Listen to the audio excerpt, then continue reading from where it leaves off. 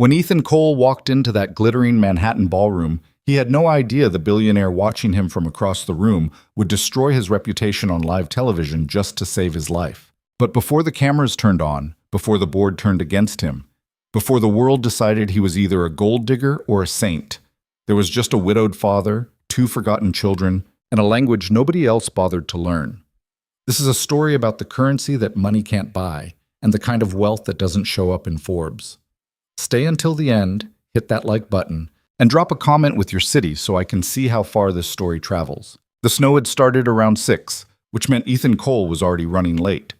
He pulled his son's hood tighter against the wind as they climbed the steps of the Laurent Foundation headquarters, a steel and glass tower that reflected the gray Manhattan sky like a mirror made of ice. Owen tugged at his hand, his small boot slipping slightly on the dusted marble. "Dad, why do we have to go to this?" Owen asked, his breath fogging in the cold.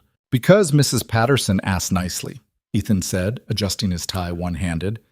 "And because saying no to your boss's boss is generally a bad career move. You hate parties." "I hate being broke more, It wasn't entirely true, but it wasn't entirely false either. Ethan had learned to hate a lot of things in the 4 years since Sarah died. He hated hospital waiting rooms and sympathy casseroles and the way people looked at him when they found out he was raising Owen alone. He hated the tightness in his chest every time the rent came due, hated stretching groceries across 2 weeks, hated the quiet shuffle of other parents at school pickup, who always seemed to have their lives more together than he did. But he didn't hate Owen. Owen was the only thing keeping him upright most days. Inside, the ballroom was exactly what Ethan expected. Vaulted ceilings, chandeliers the size of small cars, and enough wealth concentrated in one room to fund a small country. Women in gowns that cost more than his monthly salary glided past trays of champagne. Men in custom suits discussed mergers like they were trading baseball cards. Ethan felt the familiar tug of inadequacy, the sense that he'd walked onto a stage mid-performance without knowing his lines. "Stay close," he murmured to Owen, who was already staring wide-eyed at a tower of shrimp that looked structurally unsound. They found a corner near the silent auction tables. Ethan scanned the room, looking for anyone from his department, anyone who might anchor him to something resembling normalcy. Instead, his eyes landed on the woman at the center of it all. Vivienne Laurent. He'd seen her face in business magazines, on financial news segments, and the occasional elevator small talk when someone wanted to impress someone else. She was younger than he'd expected, 30, maybe 31, but she carried herself like someone who'd been running the world since birth. Her dress was black and sharp, her dark hair pulled back so tight it looked painful. She moved through the crowd like a knife through silk, shaking hands without smiling, nodding at comments without really listening. Ethan recognized the posture. He'd seen it in corporate lawyers, in ER doctors, in people who'd learned that softness was a liability. "Dad," Owen tugged his sleeve. "Dad, look." Ethan followed his son's gaze toward the far edge of the ballroom, past the donors and the speeches and the carefully orchestrated gratitude. 2 girls sat at a small table near the back wall, maybe 8 or 9 years old, identical down to the ribbons in their hair. They weren't eating, they weren't talking, they were just sitting, hands folded in their laps, watching the party happen around them like they were behind glass. "They look sad," Owen said. "They probably are," Ethan replied. "Sometimes fancy parties are really boring." Owen frowned, considering this. Then, without asking permission, he walked toward them. "Owen," Ethan started, but his son was already halfway across the floor. Ethan followed, weaving between conversations about stock portfolios and vacation homes in the Hamptons. By the time he caught up, Owen was standing in front of the 2 girls, his hands already moving. "Hi, I'm Owen. What are your names?" The girls blinked. Then one of them, slightly taller, with a small scar above her left eyebrow, signed back. "You know sign language?" "Yes. My mom taught me. She's not here anymore, but I still remember." Ethan's throat tightened. He stepped closer, his own hands lifting automatically. "I'm Ethan, Owen's dad. Is it okay if we sit with you?" The taller girl looked at her sister, who nodded shyly. They both scooted their chairs to make room. The taller one signed her name, Lily, and gestured to her sister. "This is Emma." "Nice to meet you," Ethan signed. "Are you enjoying the party?" Lily's expression flattened. "No. Nobody talks to us. Not even the grown-ups? Especially not the grown-ups. They just smile and walk away." Emma tugged Lily's sleeve and signed something too fast for Ethan to catch. Lily translated aloud, her voice small and uncertain. She says, "You're the first person who said more than hello." Whoa. Ethan felt something crack open in his chest. He glanced at Owen, who was already pulling a small notepad from his jacket pocket. The one he carried everywhere. The one Sarah had given him years ago for drawing during boring appointments. Owen flipped it open and started sketching something. The girls leaned in, curious. "Your son is very kind," a voice said from behind him. Ethan turned. Vivienne Laurent stood 3 feet away, her expression unreadable. Up close, she was sharper than the photograph suggested. High cheekbones, pale skin, eyes the color of cold steel. She wasn't looking at him. She was looking at the girls.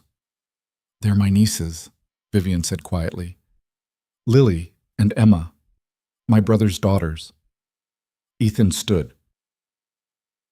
Ethan, suddenly aware of how wrinkled his shirt was, how his tie didn't quite match his jacket. "I didn't mean to intrude. Owen just saw them sitting alone and—" "Don't apologize." Vivian's gaze shifted to him, and for a moment something flickered behind the ice. "You're the first person tonight who's treated them like people instead of props." The words landed heavier than Ethan expected. He opened his mouth to respond, but Vivian was already turning toward the girls, her hands lifting hesitantly. "Are you having fun?" she signed, the movement slow and clumsy. Lily's face brightened. "You're learning." "A little. I'm not very good yet." "You're better than last time." Vivian's jaw tightened, and Ethan realized with a jolt that she was embarrassed. Embarrassed and maybe something worse, ashamed. Emma signed something quickly, and Lily translated again. "She says Owen is teaching us how to draw tigers." Vivian looked at the notepad, where Owen had sketched a lopsided tiger with enormous paws. Despite herself, the corner of her mouth twitched. "That's a very fierce tiger," she said aloud.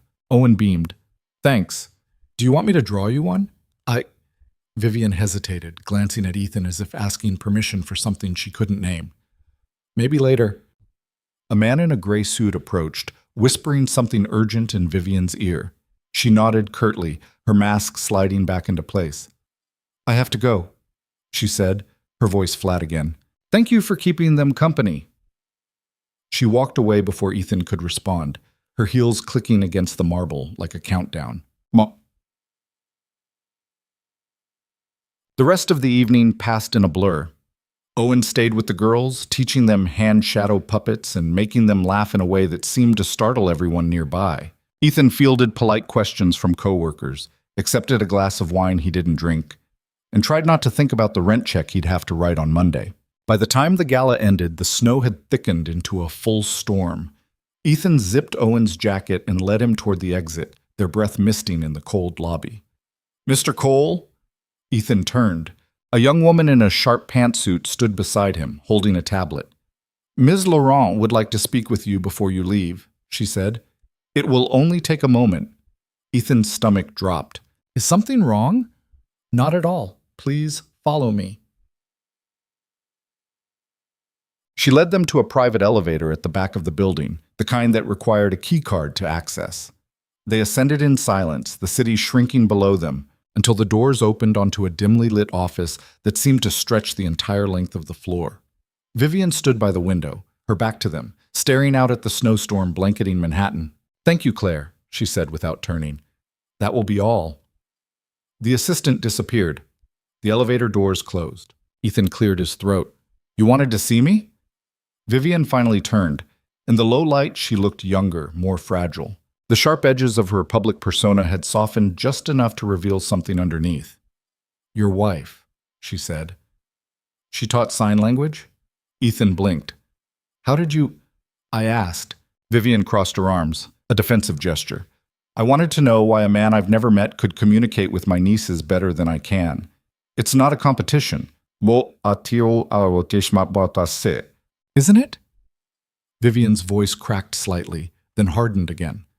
"I've built a company worth $11 billion. I employ 14,000 people. I've been on the cover of Forbes 3 times. And I can't have a conversation with 2 little girls who've lived in my house for 6 months." Ethan didn't know what to say. Owen tugged his hand, confused. "My wife taught at a school for deaf children," Ethan said carefully. She learned sign language in college and never stopped. When Owen was born, she made sure he grew up bilingual. After she died, I kept teaching him because his voice caught, because it felt like keeping her alive. Vivian's expression didn't change, but something in her posture shifted. I need to learn, she said, properly, not the half-hearted online tutorials I've been failing at for months. There are classes, programs. I don't have time for classes. Vivian stepped closer, her heels sharp against the polished floor. But I do have a consulting position opening in my communications department. It's temporary, 6 months, maybe less. The pay is competitive, the hours are flexible, and the work is mostly strategic planning for accessibility programs. Ethan stared at her. You're offering me a job. I'm offering you a trade. You teach me sign language, and I make sure you're compensated fairly for your time. I already have a job, one that barely covers your rent, Vivian said bluntly. I'm not judging. I'm stating a fact. You're good at what you do, but you're stuck in a company that doesn't value you. I'm offering you a chance to do something that matters while also solving a problem I can't fix on my own. Ethan's jaw tightened. You don't know anything about my rent. I know you're 3 months behind. I know your landlord filed an eviction notice last week. I know you've been selling furniture to keep the lights on. Vivian held his gaze. I'm not trying to humiliate you. I'm trying to help. By spying on me? By recognizing talent when I see it. Vivian's voice softened, just slightly. You could have ignored my nieces tonight. Most people did, but you didn't. You taught them something, made them smile, treated them like they mattered. That's not something money can buy. Ethan looked down at Owen, who was watching the exchange with wide, uncertain eyes. I don't need charity, Ethan said quietly. Good, because I'm not offering it. I'm offering you a job you're qualified for, teaching me a skill I desperately need. If you can't separate your pride from your son's future, that's your problem. But don't pretend I'm the villain here. The words hit harder than Ethan wanted to admit. He thought about the eviction notice shoved in his desk drawer, the phone calls he'd been ignoring, the look on Owen's face when Ethan told him they might have to move again. What's the catch? Ethan asked. No catch, just a contract and a non-disclosure agreement. I don't need the press turning this into a story about the billionaire and the charity case. Ethan flinched. Vivian noticed. I didn't mean it like that, she said, quieter now. I meant, I don't want them turning you into something you're not. You deserve better than that. The sincerity in her voice caught him off guard. He studied her face, looking for the angle, the trap, the inevitable disappointment, but all he saw was exhaustion. I'll think about it, Ethan said. Vivian nodded. You have until Monday. But sad. Ethan didn't sleep that night. He sat at the kitchen table in their tiny apartment, the eviction notice spread in front of him like a diagnosis. Owen was asleep in the next room, his breathing soft and steady through the thin walls. Outside, the snow continued to fall, muffling the city into something almost peaceful. Ethan thought about Sarah, about the way she used to sit in this exact spot, grading papers late into the night, her hands moving unconsciously even when she was alone. He thought about the last conversation they'd had, 3 days before the accident, when she'd told him she was worried about money but not worried about them. We'll figure it out, she'd said, squeezing his hand. We always do. But there was no we anymore. Just him and Owen and a stack of bills that kept growing no matter how hard he tried. Ethan pulled out his phone and opened the email Vivian's assistant had sent. The offer was outlined in clean professional language, salary, benefits, start date. It was more money than he'd made in 2 years, enough to catch up on rent, to buy Owen new shoes, to stop lying awake at night doing mental math. But it felt wrong, like accepting meant admitting he couldn't do this on his own. His phone buzzed. A text from an unknown number. Lily and Emma asked if Owen can come over sometime. They want to learn more signs. No pressure, just thought you should know. V. Ethan stared at the message for a long time. Then he typed a response. I'll take the job, but I'm teaching you because you asked, not because you paid me. The reply came almost immediately. Deal. Monday morning, Ethan walked into Laurent Technologies with Owen's hand in his and a knot in his stomach the size of a fist.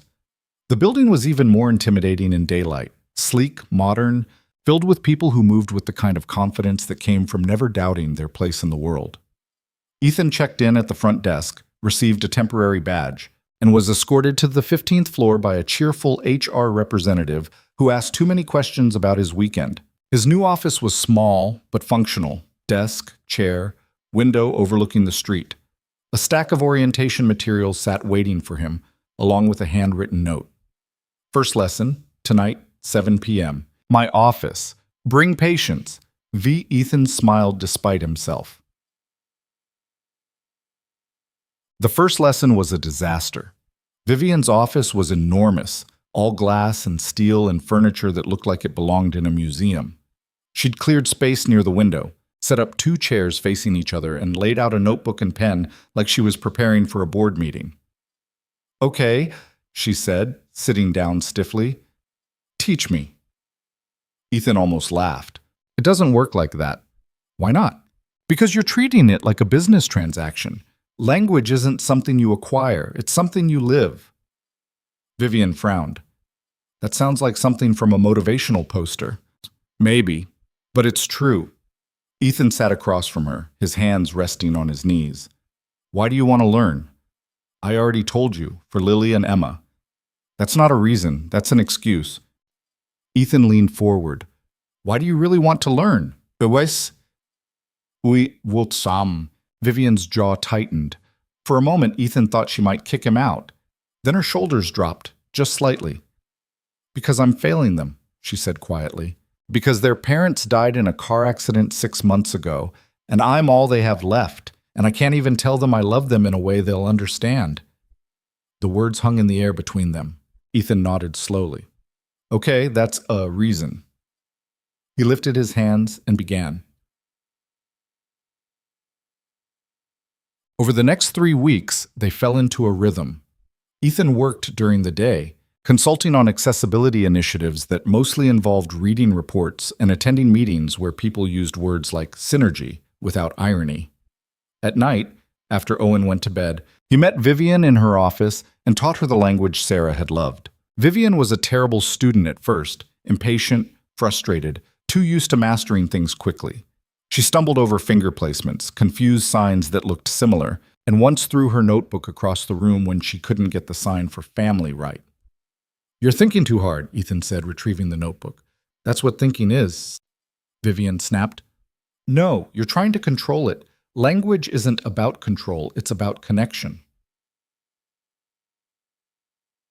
"That's easy for you to say. You've been doing this for years. And I still mess up." Ethan sat back down, his hands moving slowly. "This is the sign for patience. You're going to need a lot of it." Vivian glared at him. Then reluctantly, she copied the sign. "Patience," she repeated, her movement stiff but accurate. "Good. Now try this one." Ethan signed trust. Vivian hesitated. "What does that one mean?" "Trust. None." She stared at his hands, then at his face. Something unspoken passed between them. "Trust," she signed back. "Better," Ethan said. But not everything was lessons. Sometimes they talked.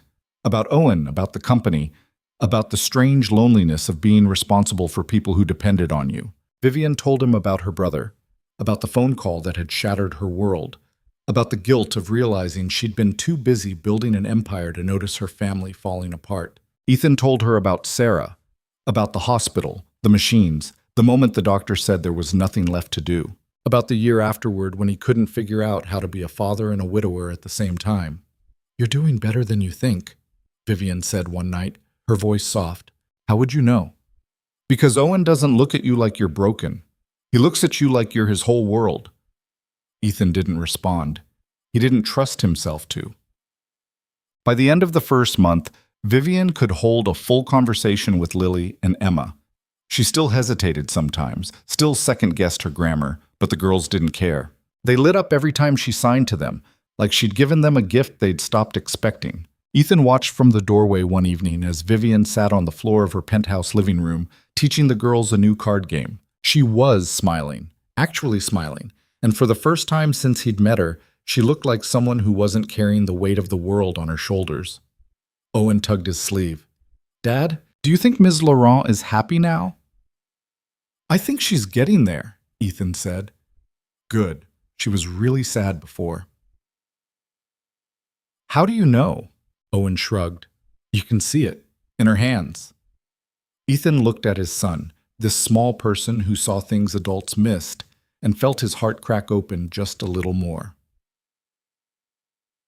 But happiness was a fragile thing. It started with whispers in the break room. Ethan noticed people falling silent when he walked past, saw the sidelong glances, the carefully neutral expressions. He ignored it at first, chalked it up to office politics and the usual social maneuvering. Then the email arrived. It was sent anonymously, forwarded to half the executive floor, with a subject line that made Ethan's stomach turn. Laurent's latest acquisition. Inside was a photo, grainy, taken from a distance, of Ethan leaving Vivian's penthouse late one night. The timestamp read 11:47 p.m. The caption underneath read, "Accessibility consultant or something else?" Ethan stared at the screen, his hands shaking. He'd been teaching Vivian sign language, that was all. But the photo told a different story, one that people were already eager to believe. By lunch, the rumor had spread through the entire building. By the end of the day, it had reached the press. Ethan's phone started ringing. Unknown numbers, blocked calls, voicemails from reporters asking for comment. He turned it off and sat in his office, staring at the wall, trying to figure out how everything had gone so wrong so fast. There was a knock on the door. Vivian walked in without waiting for an invitation. She looked furious. "I know," she said before he could speak. "I'm handling it." "Handling it how?" "By finding out who sent that email and making sure they never work in this industry again." "That won't fix the story." "It's a start." Vivian's voice was sharp, but her eyes were softer. "Ethan, I'm sorry, this is my fault." "It's not your fault that people see what they want to see. It's my fault for not protecting you better." She stepped closer, her hands clenched at her sides. "You don't deserve this. Neither do you." "I'm used to it." "You're not." Ethan looked at her, this woman who'd built walls so high she'd forgotten what the world looked like without them, and realized with startling clarity that he didn't want to walk away. "What do we do?" he asked. Vivian's jaw tightened. "We fight back." The next morning, Ethan woke to find his name trending on social media. The headlines were brutal. Billionaire's boy toy, single dad or gold digger, inside Vivian Laurent's secret affair. He didn't read the articles. He couldn't. Owen found him sitting at the kitchen table, staring at nothing. "Dad, are you okay?" Ethan forced a smile. "I'm fine, buddy." "You don't look fine. Just a tough day at work." Owen climbed into his lap, wrapping small arms around his neck. "Mom used to say tough days don't last forever." Ethan closed his eyes, holding his son tight. She was right. But as the day wore on, as the calls kept coming and the stories kept spreading, Ethan wasn't sure he believed it anymore. The board meeting was scheduled for Thursday at 10. Ethan wasn't invited, but he heard about it anyway. Whispers in the elevator, carefully worded emails that landed in his inbox by mistake, the way people stopped talking when he walked past conference rooms. By Wednesday night, he knew exactly what was coming. Vivian called him at midnight. "Don't come to work tomorrow," she said without preamble.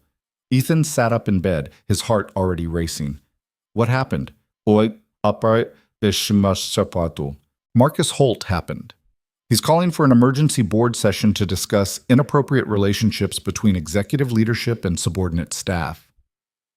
Her voice was flat, controlled, but he could hear the rage underneath. "He's going to try to force me to fire you. Then fire me." "Absolutely not. Vivian, this isn't worth—" "Don't." The word came out sharp. "Don't you dare tell me what's worth fighting for. I know exactly what this is. Marcus has been trying to undermine me for 2 years, and now he thinks he's found his opening." Ethan rubbed his face, exhaustion pulling at him. "What do you need me to do?" Stay home. Keep Owen safe. Let me handle this. And if you can't, well, there was a long pause. Then we both lose. The line went dead. Ethan sat in the dark for a long time after that, listening to the hum of the radiator and the distant sound of traffic. He thought about calling Vivian back, about demanding to be part of whatever fight was coming. But he knew her well enough by now to understand that some battles she needed to face alone. He just hoped she knew she didn't have to. The next morning, Owen asked why they weren't going to work. "We're taking a day off," Ethan said, pouring cereal into a bowl with hands that shook slightly. "Why?" "Because sometimes you need a break." Owen studied him with those two old eyes that saw everything. "Is it because of the pictures?" Ethan's hand stilled. "What pictures?" "The ones on your phone. I saw them yesterday when you left it on the table. The ones that made you sad." Ethan set the cereal box down carefully. "You shouldn't have been looking at my phone, Jazz." "I know. I'm sorry." Owen's voice got smaller. "Are we in trouble?" "No, buddy, we're not in trouble." "Then why do you look scared?" "Because I am," Ethan wanted to say. "Because I don't know how to protect you from this. Because the world is mean and unfair, and I'm trying my best, but it never feels like enough." Instead, he sat down next to his son and pulled him close. "Sometimes grown-ups have complicated problems, but I promise you, we're going to be okay." "Is Ms. Laurent okay, Sam?" Ethan thought about Vivian sitting in that boardroom right now, facing down people who wanted to destroy her for the crime of being human. "I hope so." Owen was quiet for a moment. Then he signed something, his small hands moving with careful precision. "She's strong, like you." Ethan's throat tightened. He signed back. "Thank you." They spent the morning at the public library, where Owen picked out books about space exploration and Ethan pretended to read while checking his phone every 30 seconds. No messages, no updates. Just the slow crawl of minutes that felt like hours. At noon, his phone finally rang. "It's done," Vivian said. She sounded exhausted. "What's done?" "The board meeting. Marcus tried to force a vote on your termination. He had 3 other executives backing him, claimed you were a distraction, a liability, that I was compromising the company's integrity by keeping you employed." Ethan's stomach dropped. "And? Bots, imo, chi. And I told them if they forced me to choose between you and them, I'd choose you every single time.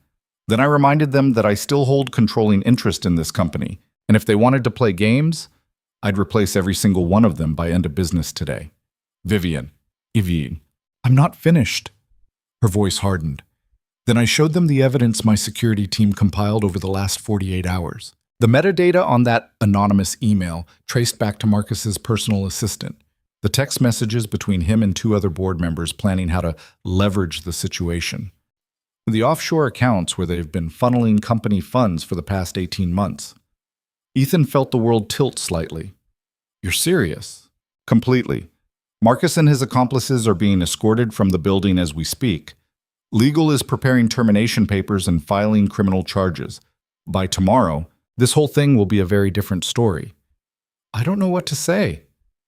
"Then don't say anything. Just meet me at my place at 7. We need to talk." She hung up before he could respond. Owen looked up from his book. "Was that Miss Laurent?" "Yeah." "Is she okay now?" Ethan wasn't sure how to answer that. "I think she won. That's good, right?" "I hope so." But as Ethan gathered their things and headed home, he couldn't shake the feeling that winning and being okay weren't always the same thing. Vivian's penthouse felt different that evening. The usual sterile perfection had been disturbed, papers scattered across the dining table, a half-empty glass of wine on the counter, Lily's stuffed elephant abandoned on the couch. Vivian stood by the window, still wearing her suit from the board meeting, her hair coming loose from its pins. "Where are the girls?" Ethan asked. "With their grandmother for the night." "Ethan, I needed space to think." "About?" Vivian turned to face him. In the dim light, she looked younger and older at the same time, worn down by the day, but sharper for it. "About whether I'm doing the right thing." "You took down 3 corrupt executives. That seems pretty right to me." "I took them down to protect you. That's different." Ethan stepped closer. You took them down because they were stealing from your company and trying to manipulate you. I was just the excuse. Were you? Vivian's voice dropped. Because from where I'm standing, this all started the moment I offered you that job. The moment I decided I needed you close enough to teach me something I should have learned years ago. You didn't force me to say yes, didn't I? You were 3 months behind on rent, Ethan. You were desperate. I used that. You offered me a way out. That's not the same as using me, isn't it? Vivian crossed her arms, a defensive gesture he'd seen before. Because everyone else seems to think I bought you, that I'm some desperate billionaire who needed to pay a man to pay attention to her. Who cares what everyone else thinks? I do.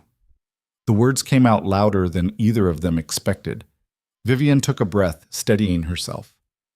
I care because they're not entirely wrong. I did offer you money. I did leverage your situation. And maybe part of me did want you close for reasons that had nothing to do with sign language. The admission hung between them like something fragile. The admission. Ethan chose his words carefully.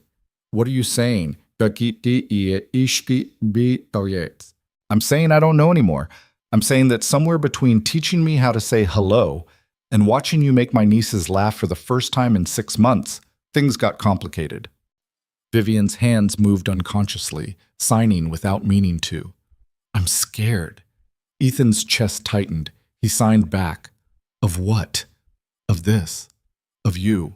Of what happens if I let myself want something that isn't work or money or control. You're allowed to want things, Vivian. Am I? Because every time I've wanted something outside of business, it's fallen apart. My brother stopped talking to me 2 years before he died because I missed too many family dinners. My parents moved to Europe to get away from the person I became. I built this empire by sacrificing everything else. And now I don't know how to be anything except what I created. But it's Ethan moved closer, close enough to see the exhaustion etched into her face. You're already being something else. You learned sign language. You sat on the floor and played cards with 2 little girls who needed you. You fought for me today, even though it would have been easier to let me go. That's not enough. It's a start. Vivian looked at him, really looked at him, and something in her expression cracked. I don't know how to do this. How to be a person instead of a brand. Then stop trying to do it alone. The words settled between them like a bridge. Vivian's hands lifted, trembling slightly. Will you help me? Ethan didn't hesitate. Yes? She closed the distance between them, and for a moment, Ethan thought she might kiss him. Instead, she pressed her forehead against his shoulder, her breath shaking. I'm tired, she whispered. I'm so tired of pretending I'm fine. Ethan wrapped his arms around her, feeling how small she was beneath all that armor. Then stop pretending. They stood like that for a long time. 2 people who'd spent years holding themselves together, finally allowing someone else to see the cracks. The media storm didn't die. It evolved. By Friday morning, the headlines had shifted. Laurent Technologies fires. 3 executives for fraud. Billionaire CEO exposes corporate corruption. Inside the scandal that rocked Manhattan's elite. Ethan's name was still in the articles, but now he was the whistleblower consultant, or the accessibility expert who helped uncover the scheme. The narrative had turned him from villain to hero overnight, and he hated it just as much. This is ridiculous, he told Vivian over lunch in her office. I didn't uncover anything. Your security team did all the work. The press doesn't care about accuracy. They care about a good story. Vivian picked at her salad without eating. And right now, you're the good story they need. I don't want to be a story at all. Too late for that. Ethan set down his fork. How are you handling this? By working 18-hour days and pretending I don't read the comments. She paused. And by trying very hard not to think about what comes next. What do you mean? Vivian's expression shifted, something guarded sliding into place.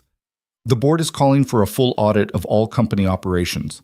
Legal wants to review every contract signed in the last 3 years. PR is demanding I do a press tour to restore confidence in the brand. And the shareholders are nervous because 3 seats just opened up and everyone's scrambling for position. That sounds like a nightmare. It's business. I'm used to nightmares.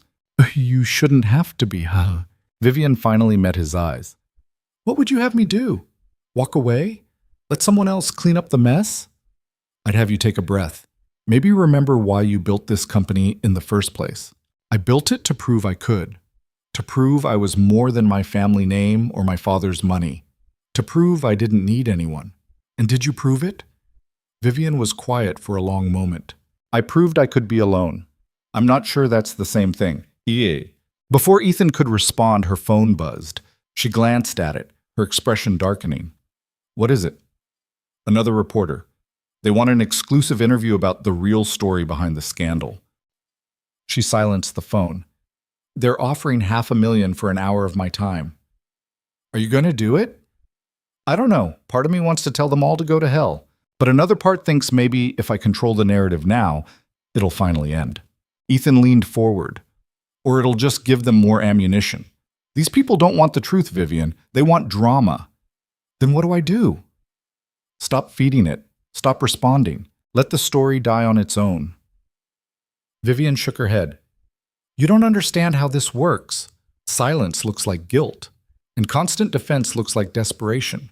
At some point, you have to decide whether you're living for yourself or for their approval. The words hit harder than Ethan intended. Vivian's jaw tightened, but she didn't argue. That weekend, Owen asked if they could visit Lily and Emma. I don't know if that's a good idea right now, Ethan said, folding laundry in their cramped apartment. Why not? Miss Laurent said we could come over whenever we wanted. Things are complicated right now, buddy. Because of the news stuff? Ethan paused mid-fold. You know about that? Owen shrugged, suddenly fascinated by his shoelaces. Some kids at school were talking. They said you were dating a rich lady, and that's why we have nicer lunches now.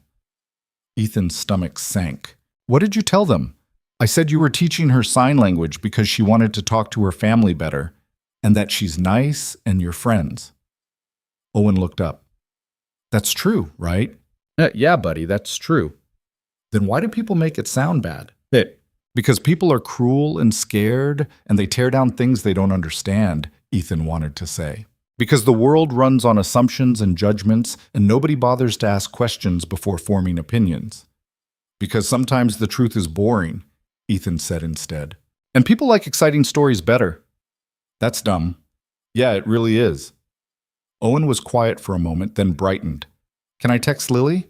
I want to show her the drawing I made of the solar system. Ethan hesitated, then nodded. Yeah, go ahead. He watched Owen race to his room, phone in hand, and felt something loosen in his chest. At least the kid still knew how to be uncomplicated. His own phone buzzed a moment later. A message from Vivian. Owen just texted Lily. The girls are asking if you can all come for dinner tomorrow. No pressure, but they're making puppy eyes, and I'm weak. Ethan smiled despite himself. What time? 6. Fair warning. I'm attempting to cook. It may be a disaster. You? Attempting something imperfect? I'm shocked. Shut up and bring wine. The dinner was, predictably, a disaster. Vivian had somehow managed to burn pasta, which Ethan hadn't known was possible, and the kitchen looked like a crime scene. But Lily and Emma thought it was hilarious, and Owen helped them order pizza instead while Vivian stared at the ruined pot like it had personally betrayed her. I followed the recipe exactly, she said, genuinely baffled. Maybe cooking isn't your calling, Ethan offered, trying not to laugh. I run a multi-billion-dollar company. I should be able to boil water. Different skill set. Vivian glared at him, but there was no real heat in it. You're enjoying this? Little bit? They ate pizza on the living room floor, the kids sprawled across cushions and chattering in a mix of spoken words and signs. Ethan watched Vivian sign with Lily about her favorite books, her movement smoother now, more confident. The hesitation was mostly gone, replaced by something that looked almost like joy. After dinner, while the kids played a board game, Vivian pulled Ethan onto the balcony. The city stretched below them, a galaxy of lights against the dark. The air was cold but not unbearable, carrying the smell of distant rain. Thank you for coming, Vivian said quietly. Thanks for inviting us. I mean it. After everything this week, I wasn't sure you'd want to be here. Ethan leaned against the railing. Why wouldn't I? Miss Months. Because being associated with me has turned your life upside down. Because people are saying terrible things about you. Because I dragged you into something you never asked for. You gave me a job when I needed one. You taught me that asking for help isn't the same as failing. You made my son laugh again. Ethan turned to face her. Yeah, the media stuff sucks, but I don't regret being here. Vivian's eyes searched his face, looking for the lie. When she didn't find one, something in her softened. I'm not good at this, she admitted. At letting people in, at being vulnerable. I've noticed. But I'm trying. With you, with the girls. I'm trying to be different. You are different. You just don't see it yet. Vivian's head moved almost unconsciously. Do you really believe that? Ethan signed back without hesitation. Yes. She stepped closer, close enough that he could see the faint scar above her left eyebrow, the exhaustion she tried so hard to hide. Can I ask you something? Anything. Why did you really take this job? And don't say it was just the money. Ethan considered lying, considered giving her the safe answer, but he was tired of safe. Because when I met you, I saw someone who was drowning and didn't know how to ask for help. And I know what that feels like. He paused. And because for the first time since Sarah died, I met someone who made me feel like maybe I wasn't drowning either. Vivian's breath caught. Ethan, you don't have to say anything. I just needed you to know. But Vivian did say something. She said it with her hands, the words simple and devastatingly honest. I'm falling for you. Ethan's heart stopped, then started again, faster. I know, he signed back. Me too. This time, when she closed the distance between them, she didn't stop. Her lips met his, tentative at first, then surer. Ethan kissed her back, his hands finding her waist, pulling her closer. She tasted like wine and uncertainty, and something that felt dangerously like hope. When they finally pulled apart, Vivian was shaking. I don't know how to do this, she whispered. Neither do I. What if I mess it up? Then we'll figure it out together. Vivian laughed, the sound fragile and real. You make it sound so simple. It's not. But maybe it doesn't have to be as complicated as we make it. Inside, they could hear the kids laughing, their voices bright and unburdened. Ethan thought about Owen's question from days ago. Is Ms. Laurent okay now? And realized the answer was still unfolding. But for the first time in a long time, okay felt like a possibility instead of a fantasy. The following week brought new complications.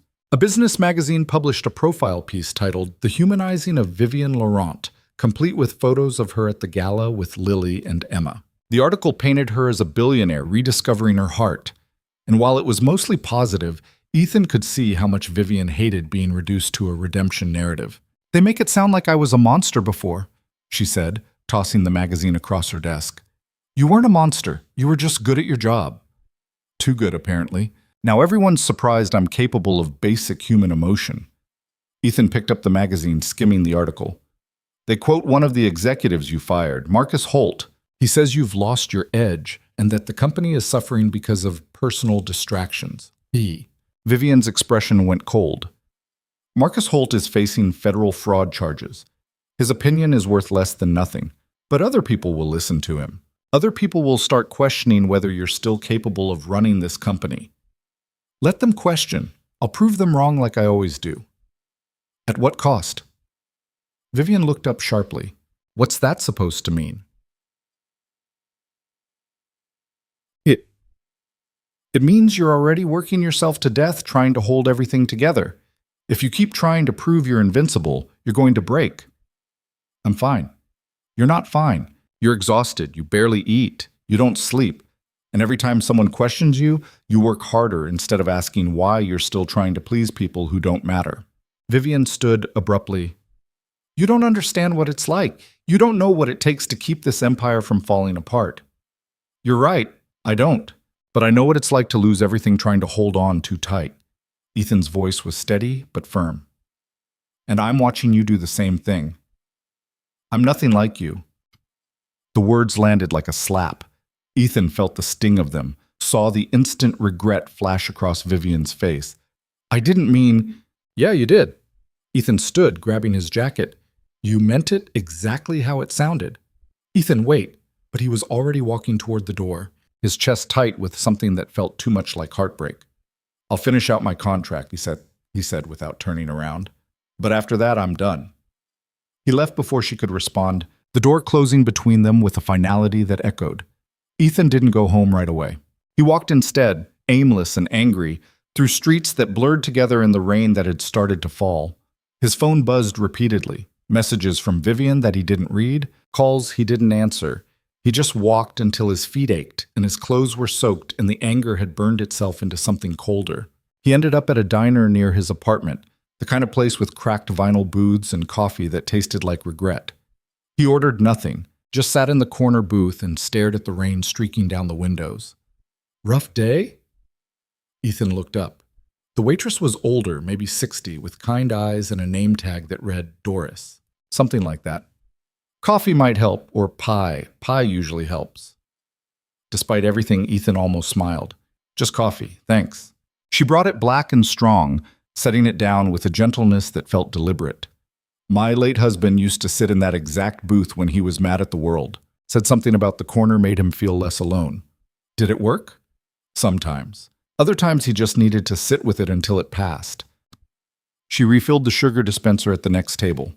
Whatever it is, it'll look different in the morning. It always does. Ethan wrapped his hands around the warm mug. What if it doesn't? Then you decide whether it's worth fighting for or worth letting go. Doris smiled. Either way, you'll know. She moved on to another table, leaving Ethan alone with his coffee and his thoughts. He thought about Vivian's face when she'd said those words. I'm nothing like you, and wondered if she'd meant it as an insult or a defense. He thought about the way she'd kissed him on the balcony, like she was afraid he might disappear. He thought about Lily and Emma and the way Vivian's whole face changed when she signed to them. And he thought about Sarah, about what she would say if she were here. She'd probably tell him he was being stubborn, that running away solved nothing, that love, real love, meant staying even when it was hard. But Sarah wasn't here, and Ethan was tired of making decisions based on what dead people would have wanted. His phone buzzed again. This time, he looked. I'm sorry. I'm so sorry. Please don't give up on me. V. Ethan stared at the message for a long time. Then he typed a response. I need space, just for tonight. The reply came immediately. I understand. But please know I didn't mean what I said. You're not less than me. You're better. Ethan didn't respond. He just finished his coffee, left cash on the table, and walked home through the rain. Owen was already asleep when Ethan got back, curled up in bed with the stuffed elephant Lily had given him weeks ago. Ethan stood in the doorway for a long time, watching his son breathe, and felt something settle in his chest. Whatever happened with Vivian, whatever came next, they'd be okay. They always were. But as Ethan climbed into his own bed, he couldn't shake the feeling that okay wasn't enough anymore. The next morning, Vivian showed up at his apartment. Ethan opened the door to find her standing in the hallway, still wearing yesterday's clothes, her hair loose and uncombed. She looked like she hadn't slept. I know you said you needed space, she said quickly, before he could speak. But I couldn't wait. I needed to say this now, while I still have the courage. Vivian, please, just let me talk. She took a shaky breath. You were right, about all of it. I am working myself to death. I am trying to prove something to people who don't matter. And I said something unforgivable because I was scared and defensive, and I lashed out at the one person who's been honest with me from the beginning. Ethan leaned against the doorframe, arms crossed. Why were you scared? Because you see me, really see me, and that's terrifying. Vivian's voice cracked. Everyone else sees the company or the money or the headlines. But you see the person underneath all of that, and she's not nearly as impressive as everyone thinks. That's not true. It is. I'm a mess, Ethan. I'm controlling and cold, and I've spent so many years building walls that I don't know how to let people in anymore. And when you called me out on it, I panicked. So you pushed me away. Yes, because that's what I do. I push people away before they can leave on their own. She stepped closer. But I don't want to do that anymore. I don't want to lose you because I'm too scared to be vulnerable. Ethan studied her face, the exhaustion, the fear, the desperate hope. What are you asking me? I'm asking you to give me another chance. To teach me how to be the person I want to be instead of the person I've become. Her hands lifted, trembling. I need you. Ethan felt his resolve waver. I can't fix you, Vivian. That's not how this works. I'm not asking you to fix me. I'm asking you to stand beside me while I fix myself. The distinction mattered. Ethan could see it in her eyes, hear it in her voice. This wasn't about rescuing her. It was about choosing to walk forward, together. He sighed, stepping back from the door. Come inside. Relief flooded Vivian's face. She followed him into the small apartment, her eyes taking in the cramped space, the secondhand furniture, the life he'd built from scraps. Coffee? Ethan offered, please. They sat at the kitchen table, the same table where Ethan had decided to take her job offer all those weeks ago. It felt like a lifetime had passed since then. I meant what I said last night, Ethan said quietly. I can't keep doing this if you're going to push me away every time things get hard. I know, and I need you to understand that I'm not here because of your money or your company or any of that. I'm here because when I'm with you, I remember what it feels like to be more than just a father trying to survive. Vivian's eyes filled with tears. What does it feel like? Like I'm allowed to want something for myself again. Like maybe there's a version of my life that isn't just about holding on, but I want that too. For both of us. Vivian reached across the table, her hand finding his. I don't know how to do this, how to balance work and life and feelings and all of it, but I want to learn, if you'll help me. Ethan looked at their joined hands, at the contrast between her smooth skin and his calloused fingers. It's going to be messy.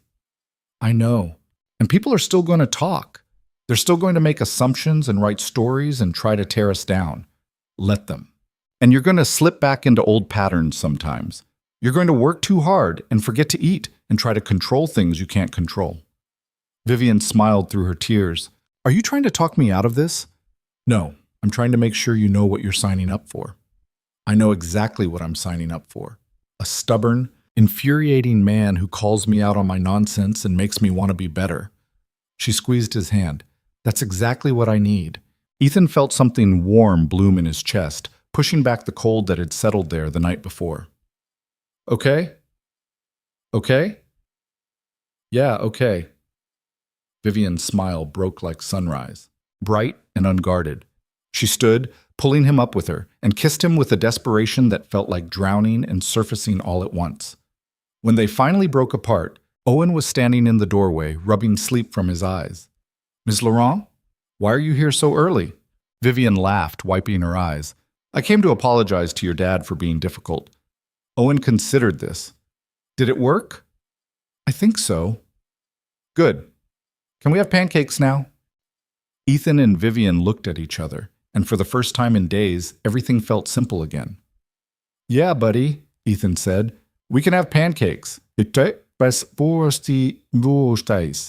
pancakes were lopsided and slightly burned, but Owen ate 3 of them anyway, while Vivian sat across from him looking simultaneously amused and horrified by the state of Ethan's kitchen.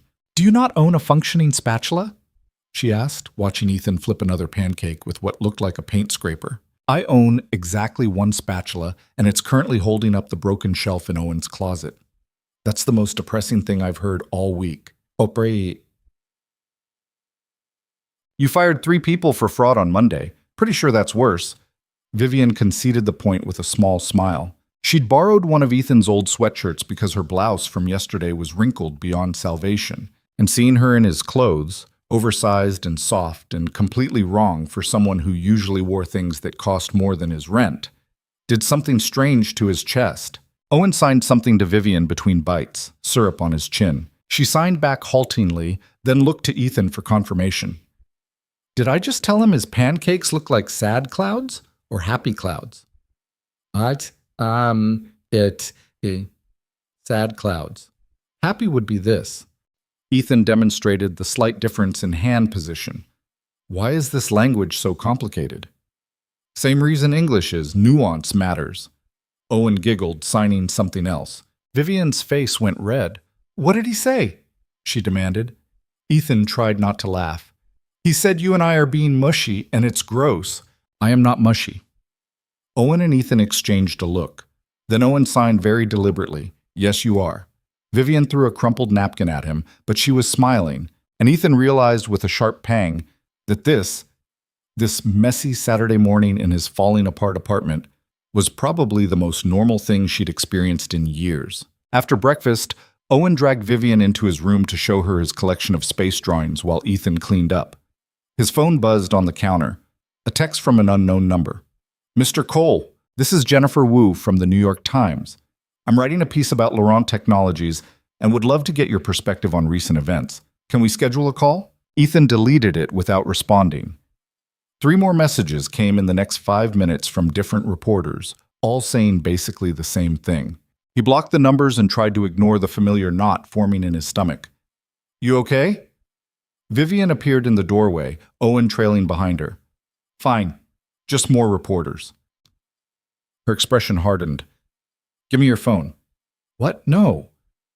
Ethan, give me your phone. Huh? He handed it over reluctantly. She scrolled through the blocked messages, her jaw tightening with each one. This is harassment. I'm having legal send them cease and desist letters. That'll just make it worse. They're targeting you because they can't get to me directly. That's not acceptable. Vivian, it's fine. I can handle a few text messages. It's not fine, and you shouldn't have to handle it alone. She looked at Owen, who was watching the exchange with worried eyes. How would you feel about spending the day somewhere the reporters can't find you? Owen perked up. Like where? Like my place in Montauk. It's quiet, it's private, and there's a beach. She looked at Ethan. No pressure, but the offer stands. What, she? Me? Thanks. Ethan wanted to say no, wanted to maintain some boundary between his life and hers, some piece of himself that wasn't tangled up in her world. But Owen was already bouncing on his toes, signing please, please, please, and Ethan was too tired to keep fighting battles that didn't need to be fought. Okay, he said, but we drive ourselves. Vivian raised an eyebrow. You don't want to take the helicopter? You have a helicopter? I have access to a helicopter. Different thing. We're driving. She held up her hands in surrender. Your funeral. Have you seen traffic on the LIE on Saturdays? 2 hours later, they were stuck in exactly the traffic Vivian had predicted, inching along the Long Island Expressway, while Owen played games on Ethan's phone in the back seat and Vivian answered work emails on her tablet. You're supposed to be taking a break, Ethan said. I'm taking a break. I'm not in the office. You're literally reviewing quarterly projections right now. Multitasking. Ethan reached over and gently closed her tablet. Break means break. Vivian looked at the closed tablet like he'd just confiscated her oxygen supply. I have 3 meetings on Monday that require... Monday is 2 days away. The meetings will still be there. You don't understand. If I don't stay on top of things, someone else will. That's what you pay people for. Those people aren't me. Exactly. Which means they need to learn how to do their jobs without you micromanaging every detail. Ethan kept his eyes on the road. You hired smart people. Let them be smart. Vivian was quiet for a long moment. Then she opened the window slightly, letting the cool air rush in. Sarah was a teacher, right? She asked. The question caught Ethan off guard. Yeah, why? Because you talk like a teacher sometimes. Patient, firm, like you believe people can be better than they are. Is that a bad thing? No, it's just different from how I operate. She watched the landscape crawl past.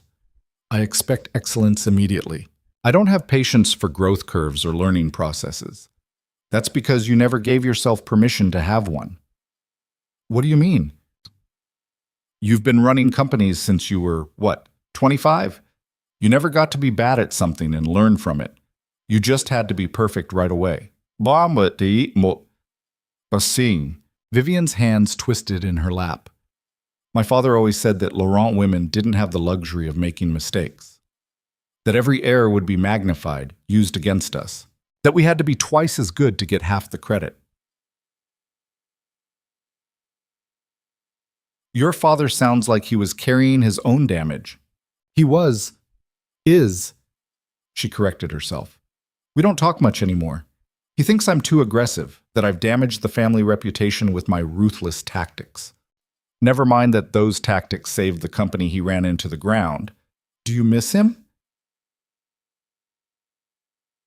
I miss the version of him that existed before I disappointed him, which was probably around age 12. Her voice was flat, matter of fact. My brother was always the favorite. He was charming, easy, made everyone feel comfortable. I was the serious one, the one who cared too much about things that didn't matter. Like what? Like fairness, like doing the right thing even when it was expensive, like actually caring about the people whose lives depended on the decisions I made. She laughed, but it was bitter. My father called it bleeding heart nonsense, said it would ruin me. And did it? I don't know. You tell me. Ethan glanced at her, at the careful blankness she wore like armor. I think you care so much it scares you. And I think you built an empire just to prove you could survive without anyone's approval. But surviving isn't the same as living. Vivian turned to look at him fully. Sarah really did a number on you, didn't she? What does that mean? You talk about emotions like they're real things, like they matter as much as strategy or money or power. They matter more. See? That's exactly what I mean. But she was smiling slightly. Most people in my world would laugh you out of the room for saying that. Good thing we're not in your world right now. The traffic finally cleared as they crossed into Suffolk County, and the landscape opened up, flat stretches of land punctuated by farm stands and houses that got progressively larger and more remote. Owen had fallen asleep in the back, his face pressed against the window, and the car filled with the comfortable quiet of people who didn't need to fill every silence. The Montauk house wasn't a house. It was a compound. 3 separate buildings clustered around a central courtyard, all glass and weathered wood and architecture that probably won awards. The beach stretched out behind it, empty and gray under overcast skies. Owen woke up as they pulled into the driveway and immediately plastered his face against the window. Whoa! Yeah, Ethan muttered. Whoa. Vivian had the grace to look slightly embarrassed. My brother bought it. I inherited it after the accident. I've only been here twice. Why? Well, because it's too big for one person. It felt wrong to be here alone. She unbuckled her seatbelt. But maybe it won't feel wrong with company. They spent the afternoon on the beach. Owen collected shells and built sandcastles that the tide immediately destroyed, then rebuilt them with the stubborn determination of someone who hadn't learned about futility yet. Vivian took off her shoes, expensive leather things that looked completely wrong for the beach, and walked along the waterline with Ethan. I forgot how quiet it is out here, she said. How you can actually hear yourself think. And what are you thinking? That I've been doing everything wrong for a very long time. She bent to pick up a piece of sea glass, turning it over in her fingers. That maybe the version of success I've been chasing isn't actually success at all. What would you call it? Survival, proof, armor. She threw the sea glass back into the water. Take your pick. What would real success look like? Vivian was quiet for a long time, watching Owen chase seagulls with the unselfconscious joy of a child who didn't care about looking foolish. This, she said finally, being here with people I care about, not checking my phone every 30 seconds, not feeling like the world will collapse if I'm not constantly holding it together. She looked at Ethan. Does that sound ridiculous? No, it sounds human. I'm not sure I know how to be that anymore. Then learn. Same way you learned sign language, one day at a time. She bumped her shoulder against his, a gesture so casual it startled them both. You make it sound easy. It's not, but nothing worth doing is. That night, after Owen had crashed on one of the guest room beds, Ethan and Vivian sat on the deck watching the ocean turn silver under moonlight. She'd opened a bottle of wine that probably cost more than Ethan's car, and they were working through it slowly, their feet propped on the railing. Can I ask you something? Vivian said. Sure. Do you ever resent me? Ethan turned to look at her. For what? It's for having everything, for never having to worry about rent or groceries or whether you can afford new shoes for your kid. Her voice was careful, controlled.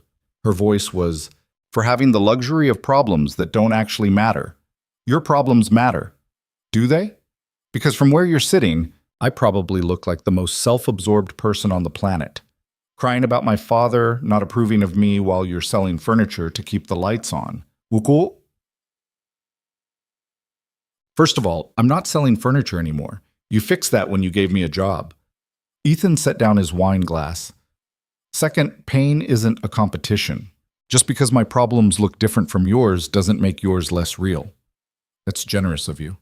It's not generous, it's just true. He paused. Do I sometimes wish I had your resources? Yeah. Do I resent you for having them? No, because I see what they cost you. What do you think they cost me? See?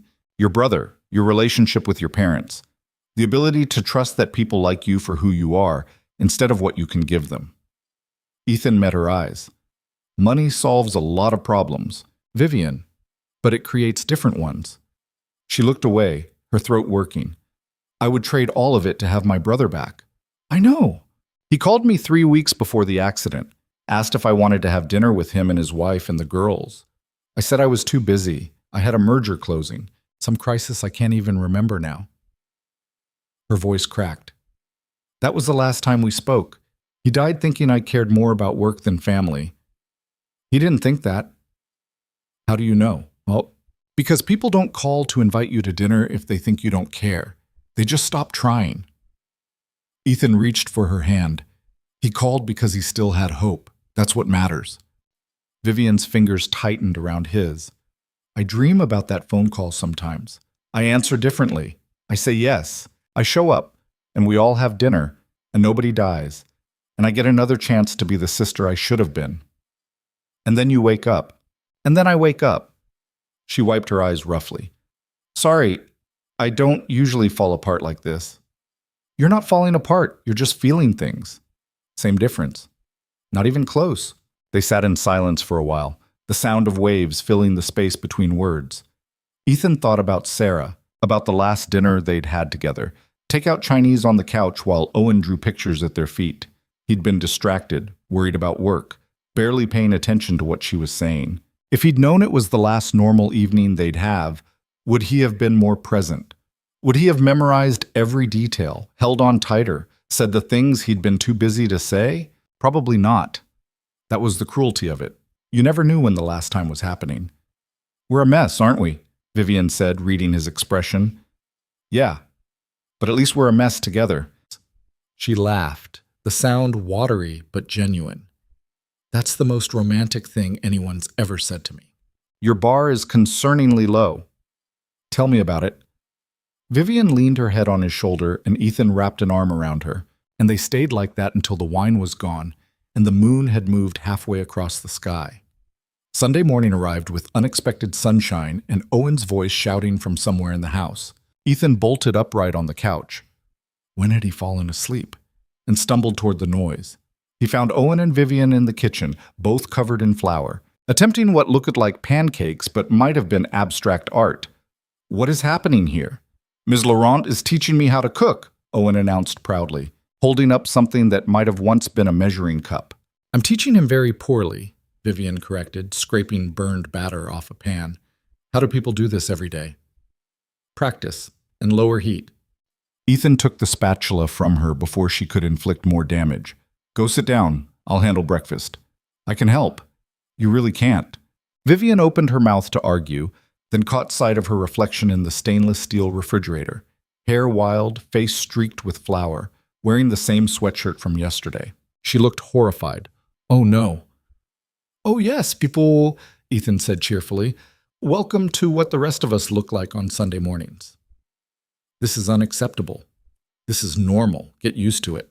She sat at the kitchen island with visible reluctance while Ethan salvaged the pancake situation, and Owen narrated the entire failed cooking attempt in excruciating detail. Vivian's phone buzzed repeatedly on the counter, but for once, she didn't reach for it. After breakfast, actual edible breakfast, they walked to the town center. It was one of those perfect late spring days, warm but not hot, the kind of weather that made everything feel possible. Owen ran ahead, chasing a dog that belonged to someone's grandmother, while Ethan and Vivian followed at a more reasonable pace. I forgot what this feels like, Vivian said, watching Owen laugh as the dog licked his face. What feels like? Woo? Having nowhere to be. Nothing urgent happening, just existing without an agenda.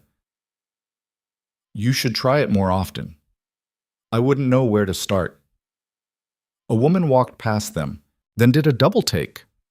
Ethan saw the recognition flare in her eyes, not of him, but of Vivian. The woman pulled out her phone, not even trying to be subtle about it. Vivian's shoulders tensed. Here we go. Ignore it. Easy for you to say, but more people were noticing now. Phones appearing, whispers spreading. A teenage girl approached nervously. Excuse me? Are you Vivian Laurent? Vivian's public mask slid into place, smooth and practiced. I am. Oh my gosh, can I get a picture? Ethan watched Vivian calculate the options. Say yes and invite more requests. Say no and become the story about the billionaire who's rude to fans. There was no winning move. Sure, Vivian said, her smile not quite reaching her eyes. The girl handed her phone to her friend and posed next to Vivian, who stood stiffly, clearly uncomfortable. After the picture, 3 more people materialized, all wanting the same thing. Vivian obliged each one, her smile getting tighter. Ethan saw the moment she hit her limit. Her hand started to shake slightly, her breathing shallow. He stepped in. Sorry, folks, but we need to get going. Family stuff, you understand. He guided Vivian away gently but firmly, Owen trailing behind them, confused by the sudden shift in energy. You okay? Ethan asked when they were clear. Fine. You're not fine. I said, I'm fine. Her voice was sharp. Then she stopped walking, pressing her palms against her eyes. I'm sorry. That was unfair. What just happened? Panic attack. Small one. I get them sometimes when too many people want things from me at once. She lowered her hands. Pathetic, right? Billionaire CEO can't handle a few selfie requests. Not pathetic. Human. There's that word again. Because it's true. You don't owe strangers access to you just because they recognize your face. Try telling them that. Owen signed something, and Vivian's expression softened. She signed back, slower than usual, but clear. What did you say? Ethan asked. He asked if I was okay. I said I was getting there. She looked at Owen, then at Ethan. Can we go back to the house? Yeah, of course. They drove back in silence, the earlier lightness replaced by something heavier. When they arrived, Vivian disappeared into one of the guest rooms without a word. Ethan set Owen up with a movie in the living room, then knocked on her door. Go away, came the muffled response. Not happening. But it's from... A long pause. Then, it's unlocked. He found her sitting on the floor of the bathroom, knees pulled to her chest, looking young and lost. I hate this, she said. I know. I can't go anywhere without being recognized. Can't have a normal day without it turning into a spectacle. Can't just be a person. Ethan sat down beside her on the cold tile. You are a person. The spectacle is what other people create. That's not on you. It feels like it's on me, because you've been carrying it alone for too long. He bumped his shoulder against hers. But you don't have to anymore. Why would you sign up for this? For the photographers and the gossip and the constant invasion of privacy? Because what we have is worth it. You don't know that. We've only been doing this for a few weeks. I know enough. Vivian turned to look at him, her eyes red-rimmed. What if I can't do this? What if I'm too broken to be what you need? Then we'll be broken together and figure it out as we go. Ethan took her hand. I'm not asking you to be perfect, Vivian. I'm just asking you to be here. She leaned her head against his shoulder, her breathing gradually steadying. They sat like that until Owen appeared in the doorway, concerned. Is she okay? He signed. Ethan signed back. She will be. Owen climbed into Vivian's lap without asking permission, wrapping his small arms around her neck. She held him tight, her face buried in his hair, and Ethan saw her shoulders shake with silent tears. It's okay to be sad, Owen said aloud, patting her back like he was comforting a child. My dad cries sometimes too. He thinks I don't know, but I do. Ethan's throat tightened. Vivian looked at him over Owen's head, and something passed between them. An understanding, a shared wound, a recognition that they were all just people trying their best with broken pieces. That evening, After Owen had fallen asleep watching a nature documentary, Ethan found Vivian on the deck again. She'd changed into fresh clothes, washed her face, pulled herself back together. "Better?" he asked. "Different. Not sure if it's better." "Want to talk about it?" "Not really, but I probably should." She gestured for him to sit. "I've been having panic attacks since my brother died. They started small, just my heart racing during presentations, trouble breathing in crowded rooms, but they've gotten worse." "Are you seeing anyone about it?" "A therapist. She's helpful. Keeps telling me I need to slow down, establish boundaries. Stop trying to prove I'm invincible." Vivian smiled sadly. "I'm very bad at taking her advice." "What does she say about us?" "I haven't told her about us yet." "Why not?" "Because I'm afraid she'll tell me it's a bad idea, that I'm using you as a crutch instead of dealing with my actual problems." "Are you?" Vivian considered the question honestly. "I don't think so, but I'm not sure I'd know the difference." "Here's what I know," Ethan said. "You make me want to be braver, more open, less afraid of what comes next. That doesn't sound like a crutch to me. That sounds like partnership." "Partnership?" Vivian repeated, testing the word. "I like that better than relationship." "Why?" "Because relationships are about feelings. Partnerships are about choice.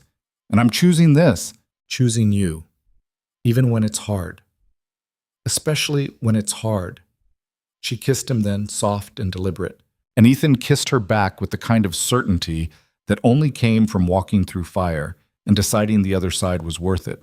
When they pulled apart, Vivian's phone was ringing inside the house. She ignored it. "That could be important," Ethan said. "So is this." The phone stopped, then started again.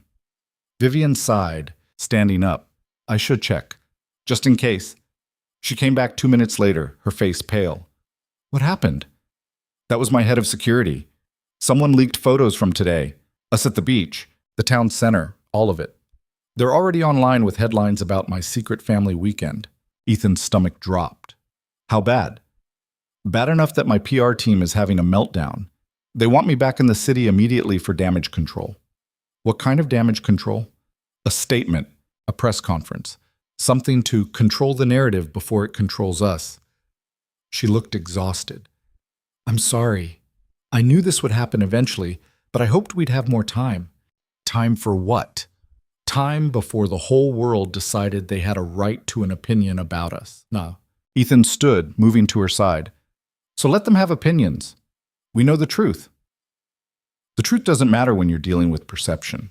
And right now, the perception is that I'm either having a midlife crisis or you're taking advantage of a vulnerable woman. Take your pick. Neither of those things is true." "Neither of those—" "I know that. You know that. But the court of public opinion doesn't care about facts." Vivian's hands clenched and unclenched at her sides. "My PR team is recommending we make a joint statement. Present a united front. Show that this is real and not some scandal. And what do you want to do?" "I want to tell them all to mind their own business and live my life without permission." She laughed bitterly. "But that's not how this works." "Then change how it works." "I can't just—" "Yes, you can. You're Vivian Laurent. You built an empire by refusing to play by rules you didn't agree with. Why is this different? Because this isn't just about me anymore. It's about you. About Owen. About what this exposure could do to your lives." Ethan took her face in his hands, making her look at him. "Then let us decide what we're willing to risk. Don't make that choice for us." Vivian searched his eyes. "What are you saying?" "I'm saying that if you want to do the press conference, we'll do it together. If you want to ignore the whole thing and let it blow over, we'll do that too. But whatever we do it as partners. Not you protecting me from the consequences of being with you. You don't know what you're signing up for. Then show me. Let me in all the way instead of keeping me at arm's length because you're afraid I'll run." Vivian was quiet for a long moment. Then she pulled out her phone and made a call. "Diane, it's me. Tell the PR team we're not doing a press conference. We're not doing a statement. We're not doing anything." She paused, listening. "Because I don't owe the public an explanation for my private life. If they have questions, They can refer to the Laurent Foundation's upcoming initiatives on accessibility and education. That's the story I want told. Another pause. Yes, I'm sure. Handle it. She hung up and looked at Ethan, something like fear and exhilaration mixing in her expression. I just went completely off script. How does it feel? Terrifying, liberating, probably a huge mistake. She laughed, slightly wild. But it's my mistake to make. Our mistake, Ethan corrected. Our mistake, she agreed. They went back inside to find Owen still asleep, his face peaceful in the blue glow of the television. Vivian stopped in the doorway, watching him. He's lucky to have you, she said quietly. I'm lucky to have him. Do you ever regret it, being a single parent, having to give up everything else to focus on him? Ethan thought about the question, about all the opportunities he'd turned down, the life he'd planned that had disappeared the moment Sarah died. Sometimes I mourn the person I might have been if things had gone differently. But I never regret Owen. He's the best thing I ever did. Even when it's hard? Especially when it's hard, because that's when it matters most. Vivian nodded slowly, like she was filing away that information for later. I think I'm starting to understand that. They carried Owen to bed together, Vivian watching as Ethan tucked him in and adjusted the blanket exactly how his son liked it. When they stepped back into the hallway, she took Ethan's hand. Thank you, she said. For what? For not running, for staying even when I gave you every reason to leave, for believing I could be better than I was. You don't have to thank me for that. I do, because not everyone would. She squeezed his hand. And I need you to know that I see it. I see you, and I'm grateful. Ethan pulled her close, breathing in the smell of her shampoo mixed with sea air and possibility. We're going to be okay. Promise? I promise we'll try. That's all anyone can do, Vivian held him tighter, and in that moment, in that borrowed house by the ocean, with a sleeping child down the hall, and the world waiting to judge them, Ethan felt something he hadn't felt in 4 years. Hope. Monday morning arrived with the subtlety of a freight train. Ethan woke to 17 missed calls, 43 text messages, and a voicemail from his building superintendent asking if he'd seen the news. He hadn't. He was about to find out he should have stayed in bed. The photo was everywhere, not the beach shots from Montauk. Those had been tame, almost sweet. This was different. Someone had captured them through the window of Vivian's penthouse 2 weeks ago, the night after the board meeting. The angle made it look like more than it was. Vivian's head on Ethan's shoulder, his arm around her. The intimacy of two people who'd forgotten the world was watching. The headline read, Laurent's Love Nest, Billionaire and Her Boy Toy's Secret Affair. Ethan sat at his kitchen table, staring at his phone screen, feeling something cold and sharp settle in his chest. Owen was still asleep. That was good. He didn't need to see this yet. His phone rang. Vivian. Don't read the comments, she said immediately. Too late. Ethan, they're calling me a gold digger, a con artist, someone who's exploiting a grieving woman for money. He scrolled through the articles, each one worse than the last. There's a whole thread analyzing how much my clothes cost versus yours, like that proves something. It proves nothing except that people are cruel when they're bored. One of them tracked down my landlord, got quotes about how I was behind on rent before I started working for you. They're framing it like I targeted you deliberately. Vivian was quiet for a moment. Where's Owen? Asleep. Keep him home today. I'm sending security to your building. I don't need security. You do now. Trust me on this. Ethan wanted to argue, but the exhaustion in her voice stopped him. What about you? What? I have a shareholder meeting at 10. It's going to be a bloodbath. She paused. I'm announcing the foundation today. The one for deaf education and accessibility. I'm putting you in charge of it publicly. Vivian, that's going to make things worse. Or it'll make things clear. That you're not some random person I'm sleeping with. That you're qualified, that you matter. That this foundation exists because of what you taught me. Her voice hardened. I won't let them reduce you to a tabloid story. And if the shareholders revolt, then they revolt. I'm tired of making decisions based on what other people think I should do. After she hung up, Ethan made coffee. He didn't drink and stared at the wall until Owen wandered out of his bedroom, rubbing his eyes. Why aren't we getting ready for school? Oh, we're taking another day off. Owen's expression shifted from confusion to understanding too quickly. Because of the pictures. You saw them? Kids at school showed me last week, before the new ones. Owen climbed into the chair across from him. They said you were dating Miss Laurent for her money. Ethan felt his heart crack. What did you say? I said that was stupid, that you're teaching her sign language and helping with her nieces, that she's our friend. Owen picked at a loose thread on his pajama sleeve. But they didn't believe me. I'm sorry, buddy. It's not your fault people are mean. Owen looked up, his eyes older than 7 should allow. Are you and Ms. Laurent actually dating? Ethan had been dreading this conversation. Yeah, we are. Do you love her? Oh, the question was so direct, so sincere, that lying felt impossible. I think I'm getting there. Does she love you? I hope so. Owen considered this, his face serious. Mom would want you to be happy. Ethan's throat closed. How do you know that? Because she told me once, before she died. She said if anything happened to her, I had to make sure you didn't forget how to smile. Owen's voice got smaller. You smile more now, with Ms. Laurent and Lily and Emma. Ethan pulled his son into his lap, holding him tight. When did you get so smart?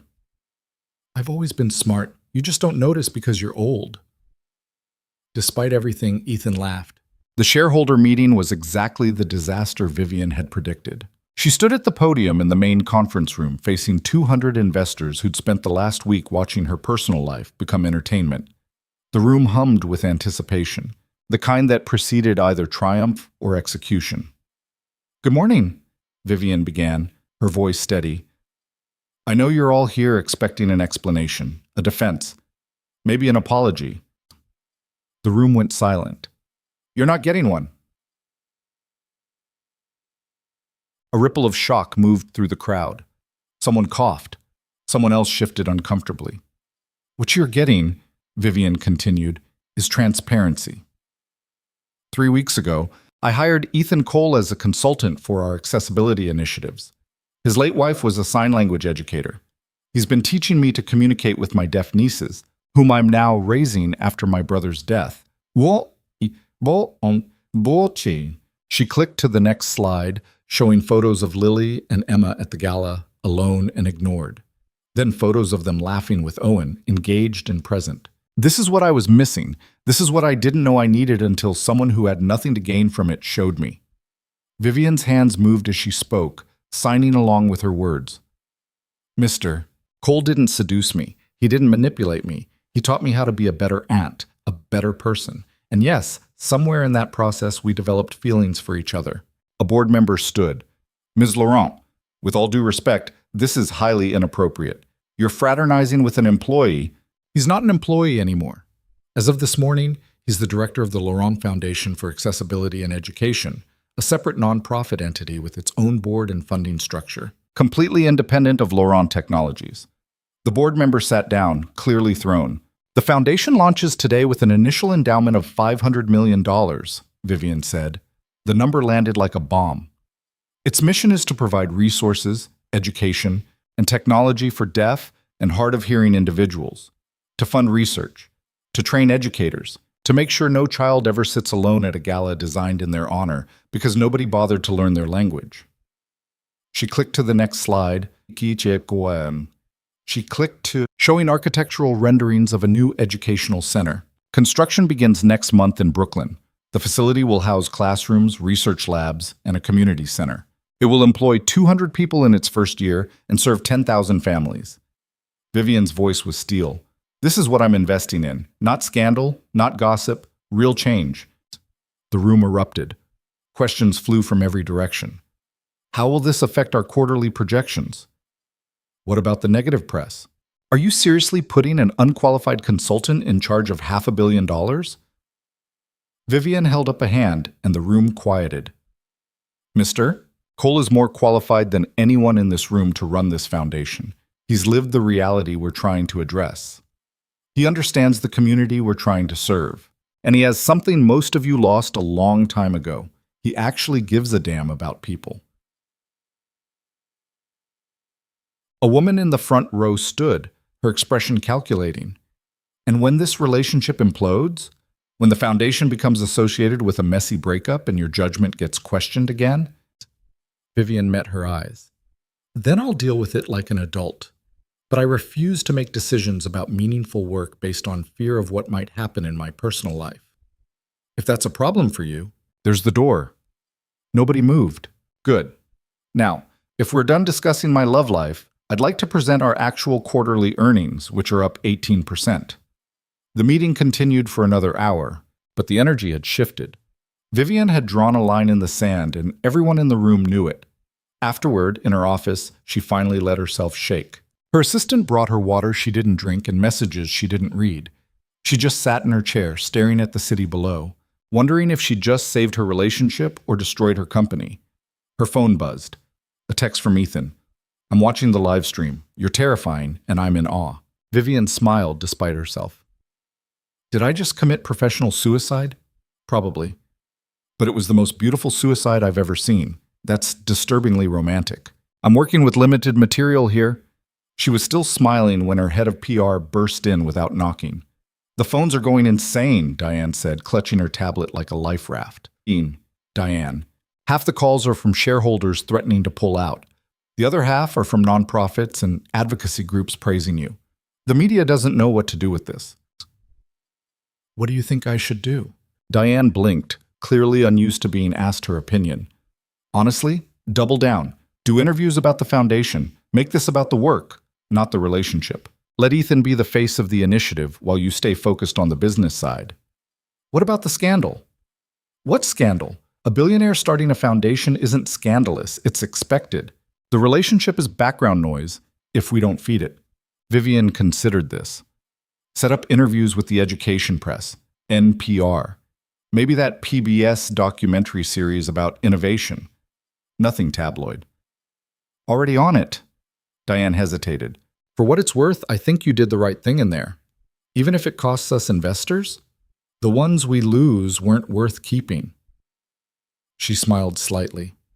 My sister is deaf. What you're building actually matters. The rest is just money. After Diane left, Vivian allowed herself exactly 5 minutes to fall apart. Then she pulled herself together and got back to work. By Wednesday, the narrative had shifted. The tabloids were still running breathless pieces about the relationship, but mainstream media had latched on to the foundation story. Ethan found himself fielding interview requests from education journals and disability rights organizations, all wanting to know about the mysterious man who'd inspired a $500 million initiative. He said no to most of them, but when NPR asked for a conversation about accessibility in education, he said yes. The interview took place in a quiet studio in Midtown. Just Ethan and a host named Aisha, who had kind eyes and asked smart questions. So tell me how this started, Aisha said. How does someone go from financial analyst to director of one of the largest accessibility foundations in the country? Ethan thought about the gala, about two little girls sitting alone, about a language most people never bothered to learn. My wife was a teacher, he began. She taught at a school for deaf children in Brooklyn. She used to come home and tell me stories about her students, brilliant kids who were constantly underestimated because people assumed deaf meant less capable. She made me learn sign language before our son was born because she wanted him to grow up, understanding that communication takes many forms. And after she passed, I kept teaching him, partly to honor her, partly because it felt like keeping her alive. Ethan's voice steadied. I didn't expect to use it again professionally. But then I met two little girls at a charity event who were being completely ignored, and I realized how many people go through life invisible simply because others won't make the effort to see them. Hey, is that what drew you to this work? No. What drew me was watching someone powerful enough to change things actually choose to change them. Vivian Laurent didn't have to learn sign language. She didn't have to start this foundation. But she did because she recognized a failure in herself and decided to fix it. Aisha leaned forward. There's been a lot of speculation about your relationship with Ms. Laurent. Do you want to address that? Ethan had prepared for this question. Our relationship is our business. What matters is the work. Deaf and hard-of-hearing individuals represent millions of people in this country who face daily barriers that hearing people never think about. Educational resources are limited. Job opportunities are restricted. Social isolation is common. The foundation exists to address those systemic failures. But you understand why people are interested in the personal story. I understand that people like drama more than they like solutions. But I'm not interested in feeding that. I'm interested in building something that outlasts whatever headlines exist today.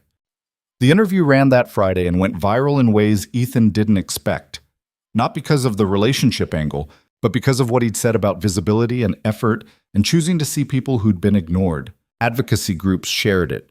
Educators referenced it. Parents of deaf children sent him messages thanking him for putting words to their experiences.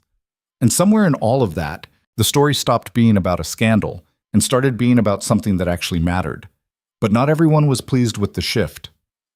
On Saturday morning, Ethan received an email from an attorney representing Marcus Holt, the executive Vivian had fired for fraud. Mr. Cole, my client believes you have been complicit in a conspiracy to defame him and destroy his career. He has evidence that you and Ms.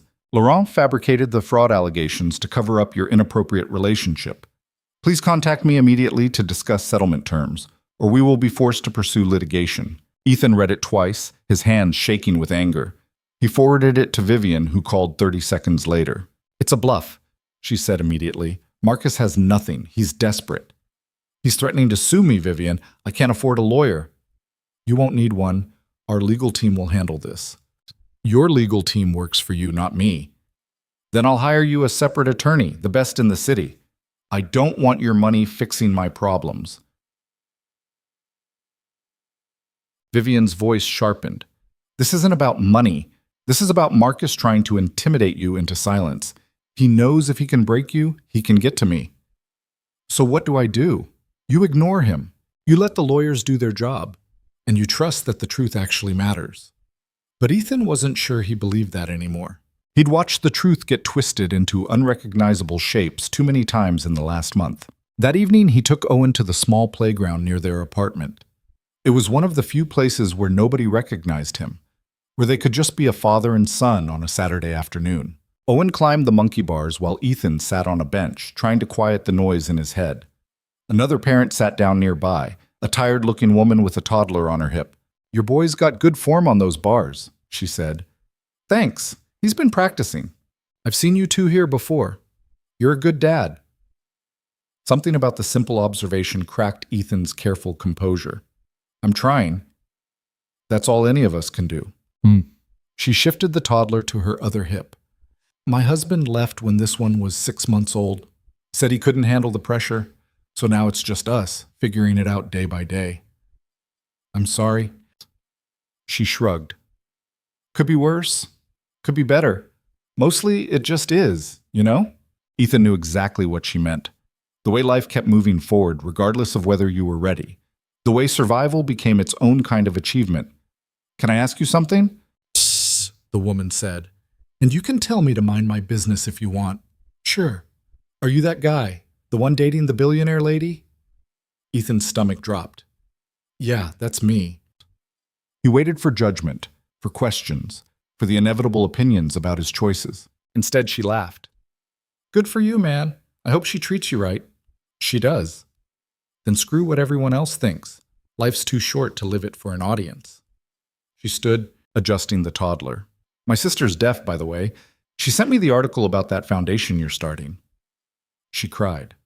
In a good way. She walked away before Ethan could respond, leaving him sitting alone on the bench with something warm unfurling in his chest. Maybe the truth did matter. Maybe it just took longer to reach the people who actually needed to hear it. Sunday brought an unexpected visitor. Ethan opened his apartment door to find Vivian's father standing in the hallway. He'd seen photos of Richard Laurent, silver-haired, distinguished, wearing disapproval like an expensive suit. In person, he was smaller than expected, but no less intimidating. Mr. Cole, may I come in? Where she's also scared. Ethan's first instinct was to say no. His second was to call Vivian. He did neither. Sure. Richard stepped into the apartment, his eyes cataloging everything, the secondhand furniture, the peeling paint, the general air of barely making it. Ethan refused to feel ashamed. Can I get you something to drink? No, thank you. I won't be long. Richard remained standing, hands clasped behind his back. I came to discuss my daughter.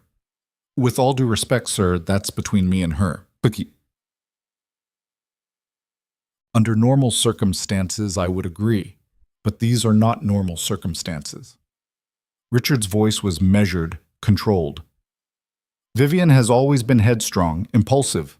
She makes decisions based on emotion rather than strategy. That's not true. Isn't it? She built her company by being ruthless and calculating. Now suddenly she's starting foundations and publicly defending relationships that make her look weak. You don't think that's emotional? Ethan's jaw tightened. I think it's human. There's a difference. Human doesn't run a multi-billion-dollar empire. Maybe it should. Richard's expression flickered. Surprise, maybe respect. Hard to tell. You're bolder than I expected. You came to my home uninvited. Bold seems appropriate. Fair enough. Richard moved to the window, looking out at the street below. I failed my daughter, Mr. Cole. I taught her that feelings were weaknesses and that success meant sacrificing everything else. I pushed her so hard to be perfect that I forgot to teach her how to be happy. The admission hung in the air, unexpected and raw. Why are you telling me this? Because I see the way she looks at you, like you're proof that she was wrong about everything I taught her. And I'm asking you, begging you, if I'm being honest, not to break her. Ethan moved to stand beside him. I'm not going to break her, but I'm not going to fix her either. That's not how this works. Then how does it work? We figure it out together. We mess up and apologize and try again. We be imperfect humans instead of perfect machines. Richard was quiet for a long time. My son used to say the same thing, that I was turning us all into machines. I told him he was being dramatic, and then he died. And then he died. Richard's voice cracked slightly. I never got to tell him he was right. Vivian knows. She's trying to be different. Because of you. Because of herself. I'm just here to remind her she doesn't have to do it alone. Richard turned to face him fully. Do you love her? Yes. Will you hurt her? Probably. Not on purpose, but people who care about each other hurt each other sometimes. The question is whether we hurt each other less than we heal each other. And do you?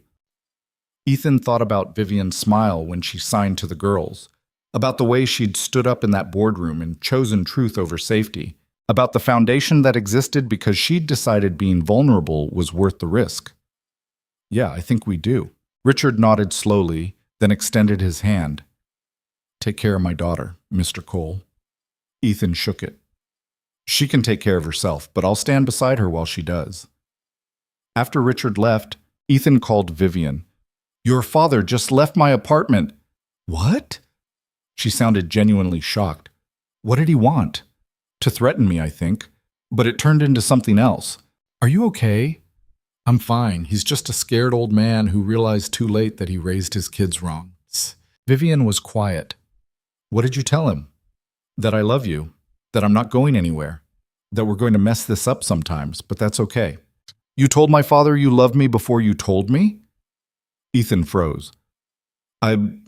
Yeah, I guess I did. That's so backward, it's almost romantic. I'm working without a manual here. Good. Manuals are overrated. He could hear the smile in her voice. For the record, I love you too. Yeah? Yeah, terrifying, right? Completely. So, want to come over? The girls have been asking about Owen, and I miss you. We'll be there in an hour. When they arrived at the penthouse, Lily and Emma were bouncing with excitement, dragging Owen towards their room before he'd even taken off his shoes. Vivian stood in the doorway, barefoot and wearing jeans, actual jeans, and Ethan thought she'd never looked more beautiful. Hi, she said. Hi yourself. She pulled him inside and kissed him like she'd been holding her breath all day and he was oxygen. When they broke apart, she pressed her forehead against his. My father called after you did. He said I chose well. That's probably the nicest thing he's ever said about anyone. He also said he's setting up a trust for the girls and that he wants to be part of their lives again. Vivian's voice wavered. I didn't think that was possible. See? People can change, even stubborn old billionaires. Speaking of which, the board approved the foundation funding unanimously. A few shareholders pulled out, but others stepped in to replace them. We're actually going to do this. You sound surprised. I am. I keep waiting for everything to fall apart. Ethan cupped her face in his hands. It's not going to fall apart.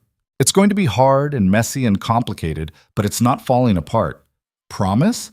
I promise to show up every day and try. That's all I've got. That's enough.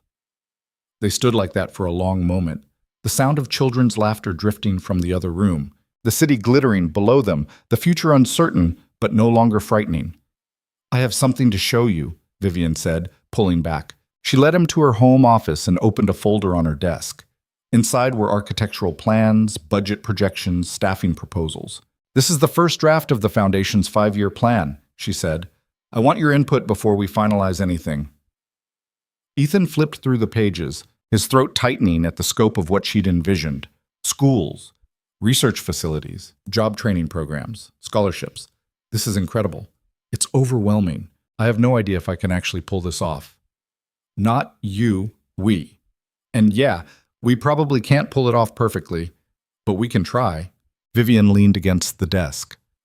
I keep thinking about what you said, about how surviving isn't the same as living. I don't want to just survive anymore. What do you want? This, you. A life that means something beyond quarterly earnings and shareholder value. She gestured toward the plans.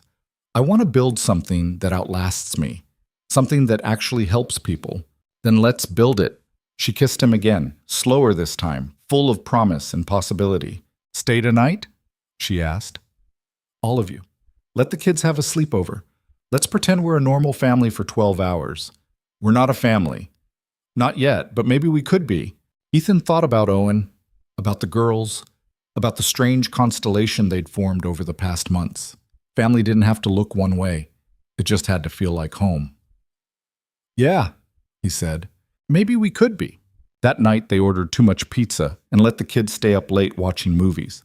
Lily taught Owen a new sign. Emma fell asleep on Vivian's lap.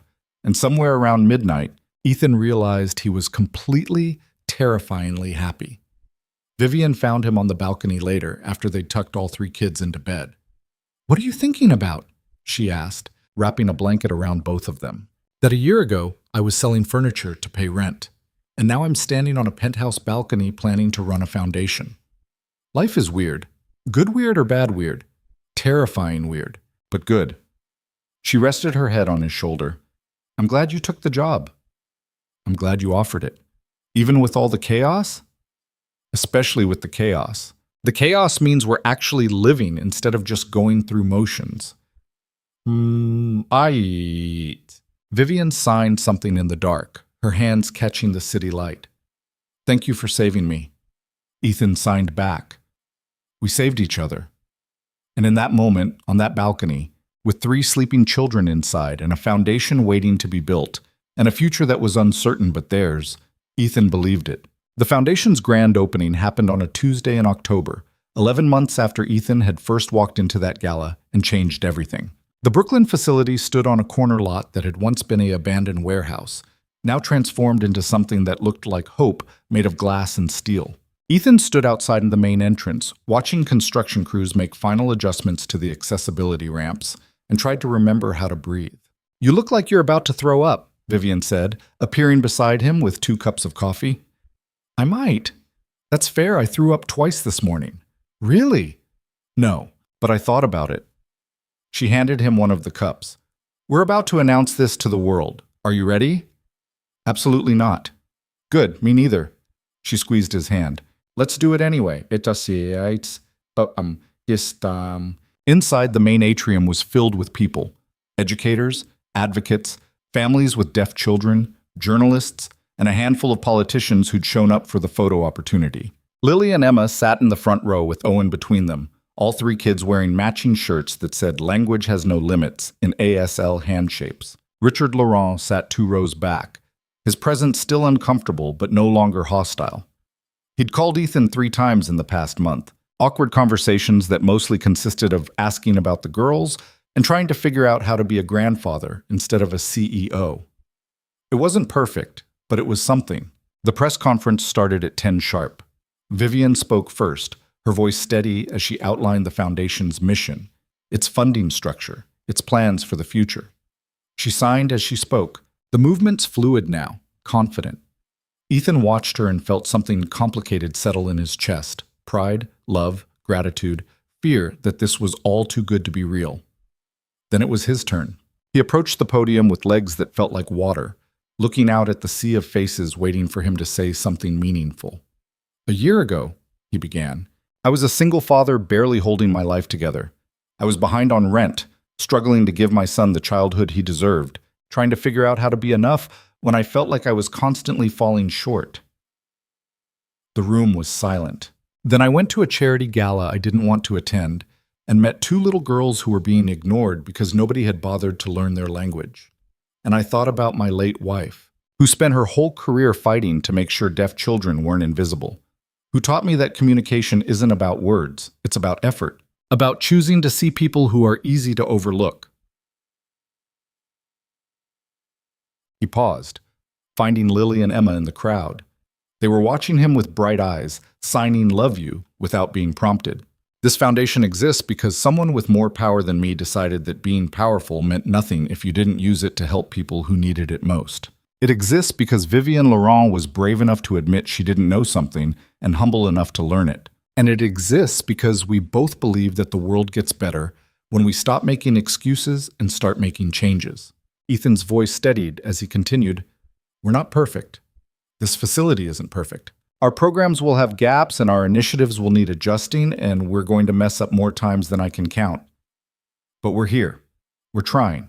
And we're committed to building something that outlasts both of us." The applause was warm but not overwhelming. Real, like the people clapping actually meant it. Afterward, during the reception, a woman approached Ethan with tears streaming down her face. "My daughter is 7, she said, signing and speaking simultaneously. "She's deaf, bilateral profound hearing loss since birth. And for years I've been fighting with school districts and insurance companies and everyone who thinks she's less capable because she can't hear." "I'm sorry," Ethan signed back. "That shouldn't be your fight alone." "Yeah. It won't be anymore. Because of this. Because of what you're building." She grabbed his hand. "You gave me hope. That's worth more than you know." Ethan had a dozen similar conversations that afternoon.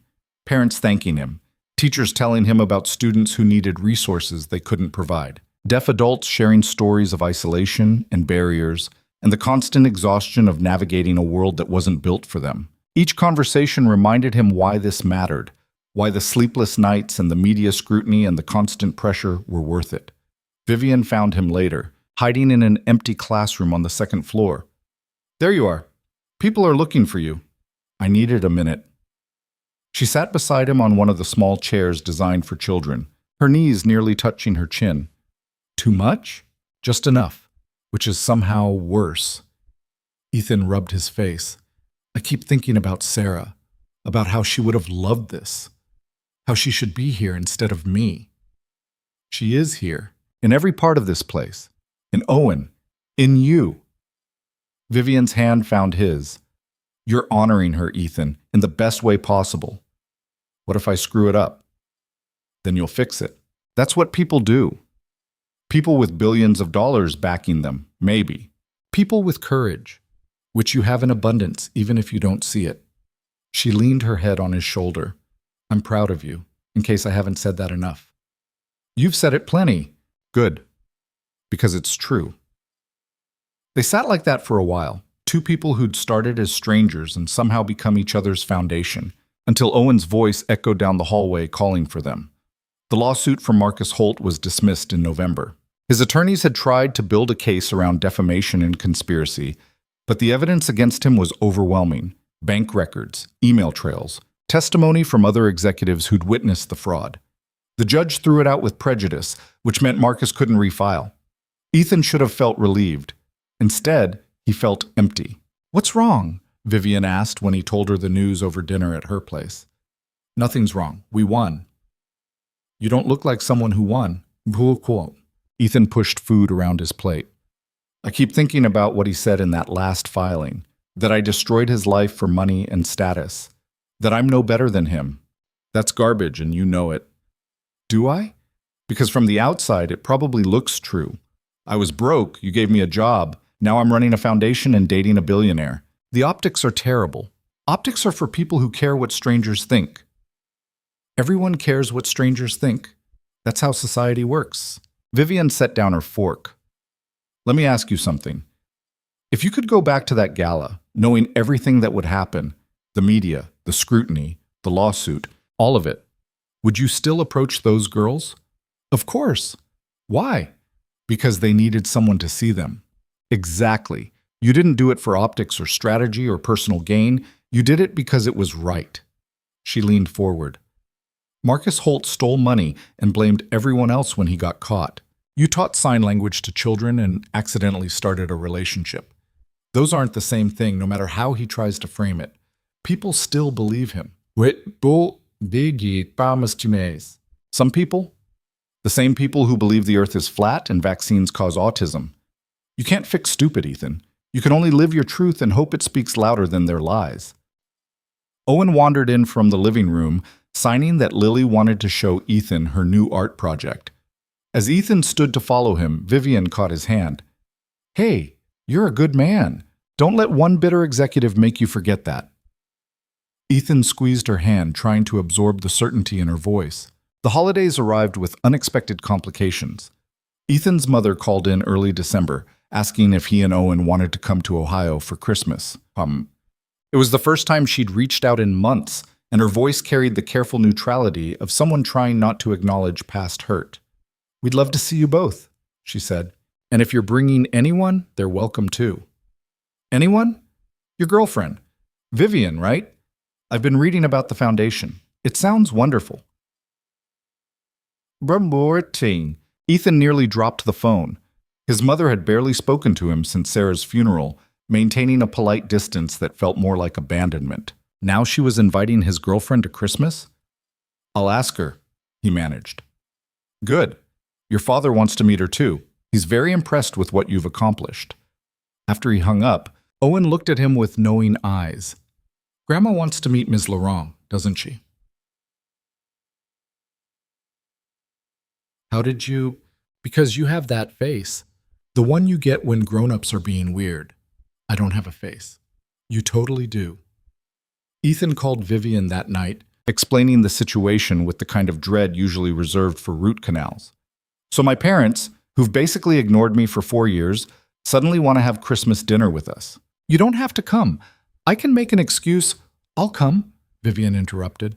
"You don't understand. My mother is going to ask invasive questions, and my father is going to lecture us about responsibility, and it's going to be deeply uncomfortable." Sounds like every family gathering ever. This is different. They're going to judge you. Let them. I've been judged by board members and shareholders and the entire internet. I think I can handle your parents. What about the girls? They're spending Christmas with their grandmother. My mother's been trying to rebuild that relationship too. Vivian's voice softened. We're all figuring out how to be families again. Might as well do it together. They flew to Ohio on Christmas Eve, Owen vibrating with excitement about seeing his grandparents while Ethan tried not to spiral into anxiety. Vivian sat beside him on the plane, working through foundation emails on her tablet until he gently closed it. You're allowed to take a break.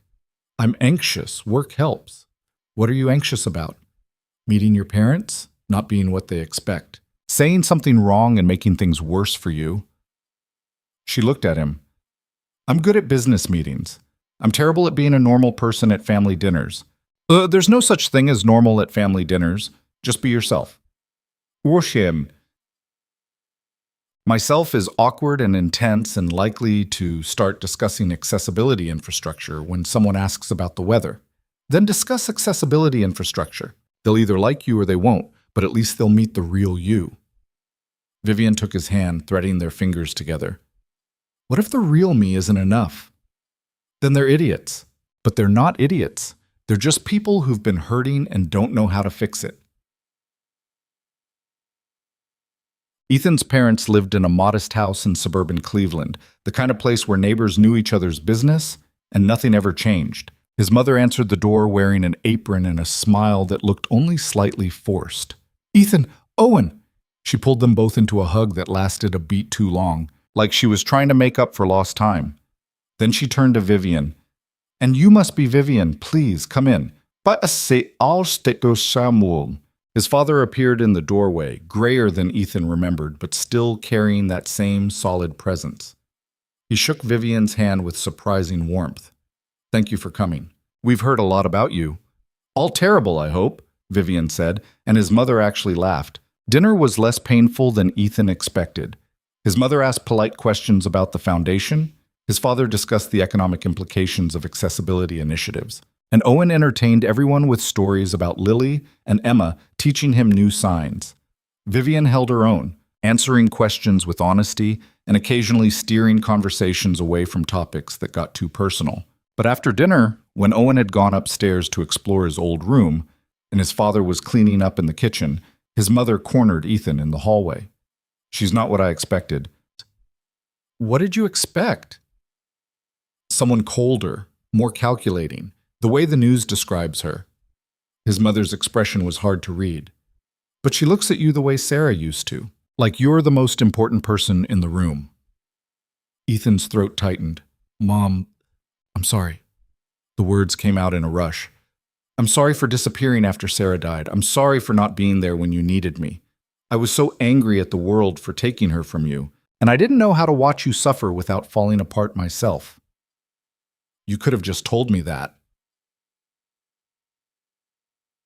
I know. I should have. Instead, I ran away and left you to raise Owen alone, and that was unforgivable.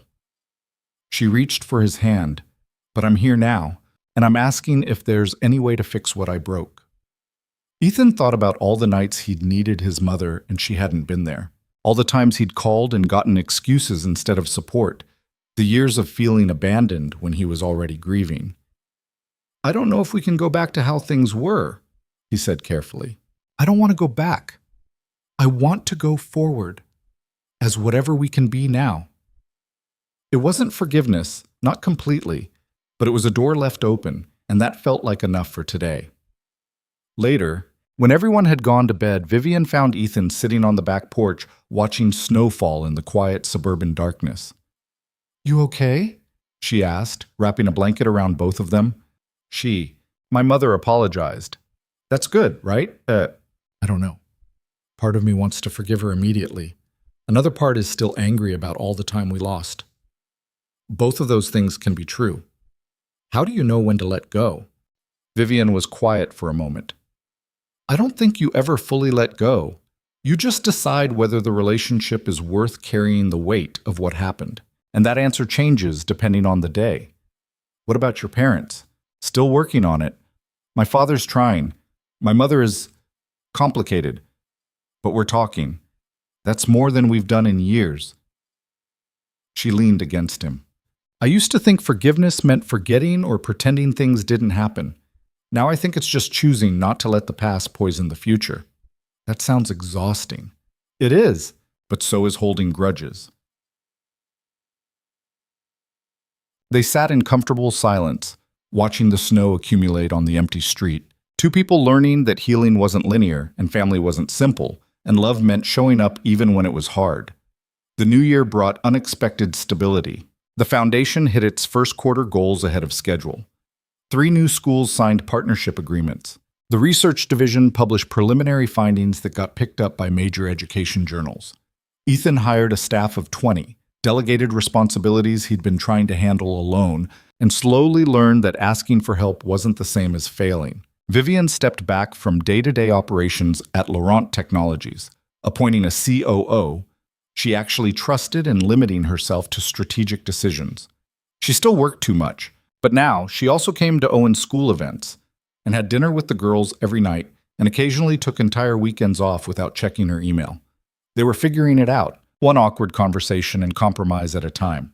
In February, on a particularly cold Saturday, they took all three kids ice skating at Rockefeller Center. It was touristy and crowded and exactly the kind of thing Vivian would have avoided a year ago. But she laced up rental skates without complaint and let Lily hold her hand while she wobbled around the rink. Ethan skated backward, filming on his phone as Owen taught Emma how to stop without falling. The girls had been living with Vivian full-time for almost a year now, and the transformation was stunning. They laughed more, talked more, carried themselves with the confidence of children who knew they were loved. "You're staring," Vivian said, gliding over to him with surprising grace. "Just noticing how far we've come." We've come far, or you've come far? All of us. This whole weird constellation we've created. Vivian looked at the kids, then back at him. Is it weird that I can't remember what my life was like before you? Probably. We've only known each other 14 months. Longest 14 months of my life. Same, Jay. She kissed him in the middle of the rink, and someone nearby took a photo that would end up online by evening, but neither of them cared anymore. Let people talk. Let them speculate. This was real, and that was all that mattered. That night, after returning the kids to the penthouse and ordering Chinese food, Vivian pulled out a folder she'd been hiding in her office. "I need to talk to you about something," she said, her voice carrying an edge of nervousness Ethan rarely heard. "That sounds ominous." "It's not. Or maybe it is. I'm not sure." She opened the folder, revealing legal documents. "I've been working with my attorney on custody arrangements for Lily and Emma, making everything official, permanent." "That's great. But the paperwork asks about family structure, about whether there are other adults in the household who should be considered guardians." She met his eyes. "I told them yes." Ethan's heart stopped. "Vivian, I'm not asking you to adopt them. That's too much too fast, and I know that. But I am asking if you'd consider being part of their legal support system, someone they can count on if something happens to me."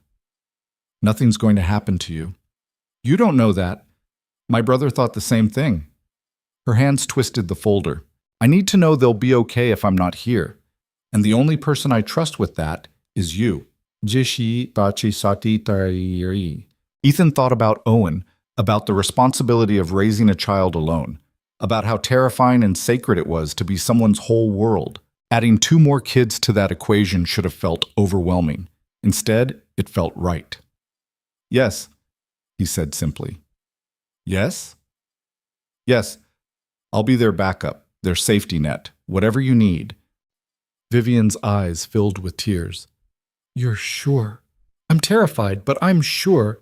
She kissed him hard, tasting like salt and relief and something that felt like forever. Spring arrived with cherry blossoms and new beginnings. The foundation opened 2 satellite locations, one in Queens and one in the Bronx. Ethan spoke at a conference in Boston about accessibility in education, his first major public appearance without Vivian beside him. He was nervous the entire time, but the standing ovation at the end suggested he'd done okay. Owen turned 8. Lily and Emma turned 10. They had a joint birthday party in Central Park with too much cake and a bouncy castle that Vivian insisted on renting despite Ethan's protests that it was excessive. "Everything I do is excessive," she'd said. "Might as well lean into it." In May, on an evening that felt like every other evening, Ethan found Vivian on the penthouse rooftop, standing in the garden she'd been slowly cultivating over the past months. String lights hung overhead, casting everything in warm gold. "What are you doing up here?" he asked. "Thinking." About? About how a year ago I couldn't imagine being happy, and now I can't imagine being anything else. She turned to face him. "That's terrifying." "Why?" "Oh, because I know how quickly things can fall apart, how fast happiness can disappear." Ethan moved to her side, looking out at the Manhattan skyline that had become so familiar. "You know what I've learned? Happiness isn't about eliminating the possibility of loss. It's about deciding the joy is worth the risk." "When did you get so wise?" "I've always been wise. You just weren't paying attention." She laughed, the sound free and unguarded. Then she signed something, her hands moving in the space between them. "Will you stay?" Ethan signed back without hesitation. Always. I mean it, Vivian said aloud. Not just tonight, or this month, or until things get hard. I mean, will you build a life with me? With all of us? Is this a proposal? Maybe. I don't know. I've never done this before. She was rambling now, nervous. I just know that I don't want to do any of this without you. The foundation, the girls, the whole complicated, beautiful mess we've created. I want it to be ours, not mine. Ethan pulled her close, feeling her heart race against his chest. I want that too. Yeah? Yeah. They stood like that as the sun set and the city lights came on, two people who'd found each other in the least likely way and built something neither of them had known they needed. Below them, they could hear the kids laughing, their voices carrying up through the open door. Owen teaching the girls a new card game, probably cheating, definitely making them giggle. We're really doing this, aren't we? Vivian said. The whole unconventional family thing. Looks like it.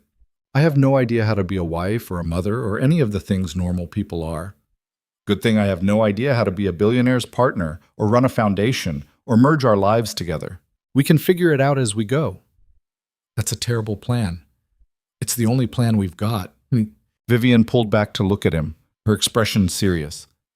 I love you. I'm going to mess this up sometimes. I'm going to work too much and forget to communicate and slip back into old patterns. But I love you. I love you too. And I'm going to be stubborn and proud and occasionally insufferable. But I'm here for all of it.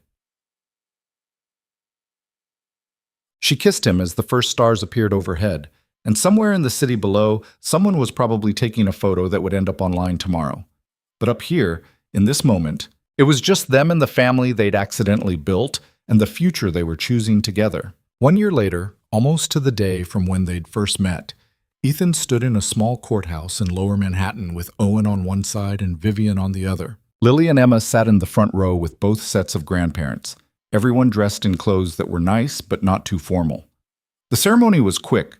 No grand speeches or elaborate rituals, just simple vows spoken in front of a judge who looked mildly bored until Vivian signed her promises and the entire courtroom went silent. I promise to see you, she signed. To choose you every day, to build something beautiful from our broken pieces. Ethan signed back, his voice steady. I promise to stand beside you, to remind you how to be human, to love you even when it's hard. The judge pronounced them married, and Owen cheered, and Lily and Emma ran up to hug them both, and Richard Laurent cried quietly in the second row. Afterward, they had lunch at a diner in Brooklyn, the kind of place with cracked vinyl booths and coffee that tasted like it had been sitting for hours. It was perfect. So what now? Owen asked, stealing French fries from Ethan's plate. Now we go home, Vivian said. All of us. And then what? Then we figure out the rest as we go. Emma signed something, and Lily translated. She wants to know if this means you're her dad now. Ethan looked at Vivian, who nodded almost imperceptibly. If you want me to be, he signed to Emma. She thought about it for a moment, then signed back. Yes, I want that. Me too, Lily added aloud. Owen grinned. Does this mean I have sisters now? Looks like it. Cool. Can they share my room when we all move in together? Ethan nearly choked on his coffee.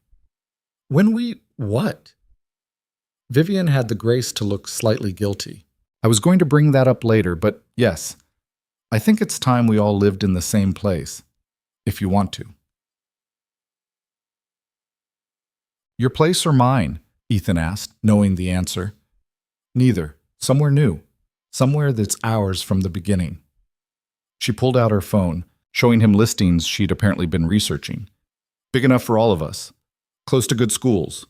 Actual bedrooms instead of my place where everyone's scattered across 3 floors. You've been planning this. For months. I was just waiting for the right time to ask. Ethan looked at his son, at the girls, at this woman who'd somehow become his whole world. A year ago, he'd been drowning. Now he was building a life he'd never imagined possible. Okay, he said, let's find a home. They spent the rest of the afternoon looking at houses online, the kids voting on their favorite rooms while Vivian and Ethan tried to be practical about things like commute times and school districts. By evening, they'd narrowed it down to 3 options. All in Brooklyn, all far too expensive, but somehow worth it. That night, back at the penthouse for what would soon be the last time, Ethan found himself on the rooftop again. The garden had grown since last year, vegetables and herbs and flowers that Vivian tended with surprising devotion. She joined him a few minutes later, carrying 2 glasses of wine. "What are you thinking about?" she asked. "That this time last year I was terrified of everything. Of losing my apartment, of failing Owen, of never being enough. And now? Now I'm still terrified. But it's a different kind of fear." "What kind?" "The kind that comes from having something worth losing." Ethan took her hand. "I'm afraid of messing this up. Of not being the father your girls need or the partner you deserve. Of this all falling apart because I don't know how to hold it together." Vivian squeezed his hand.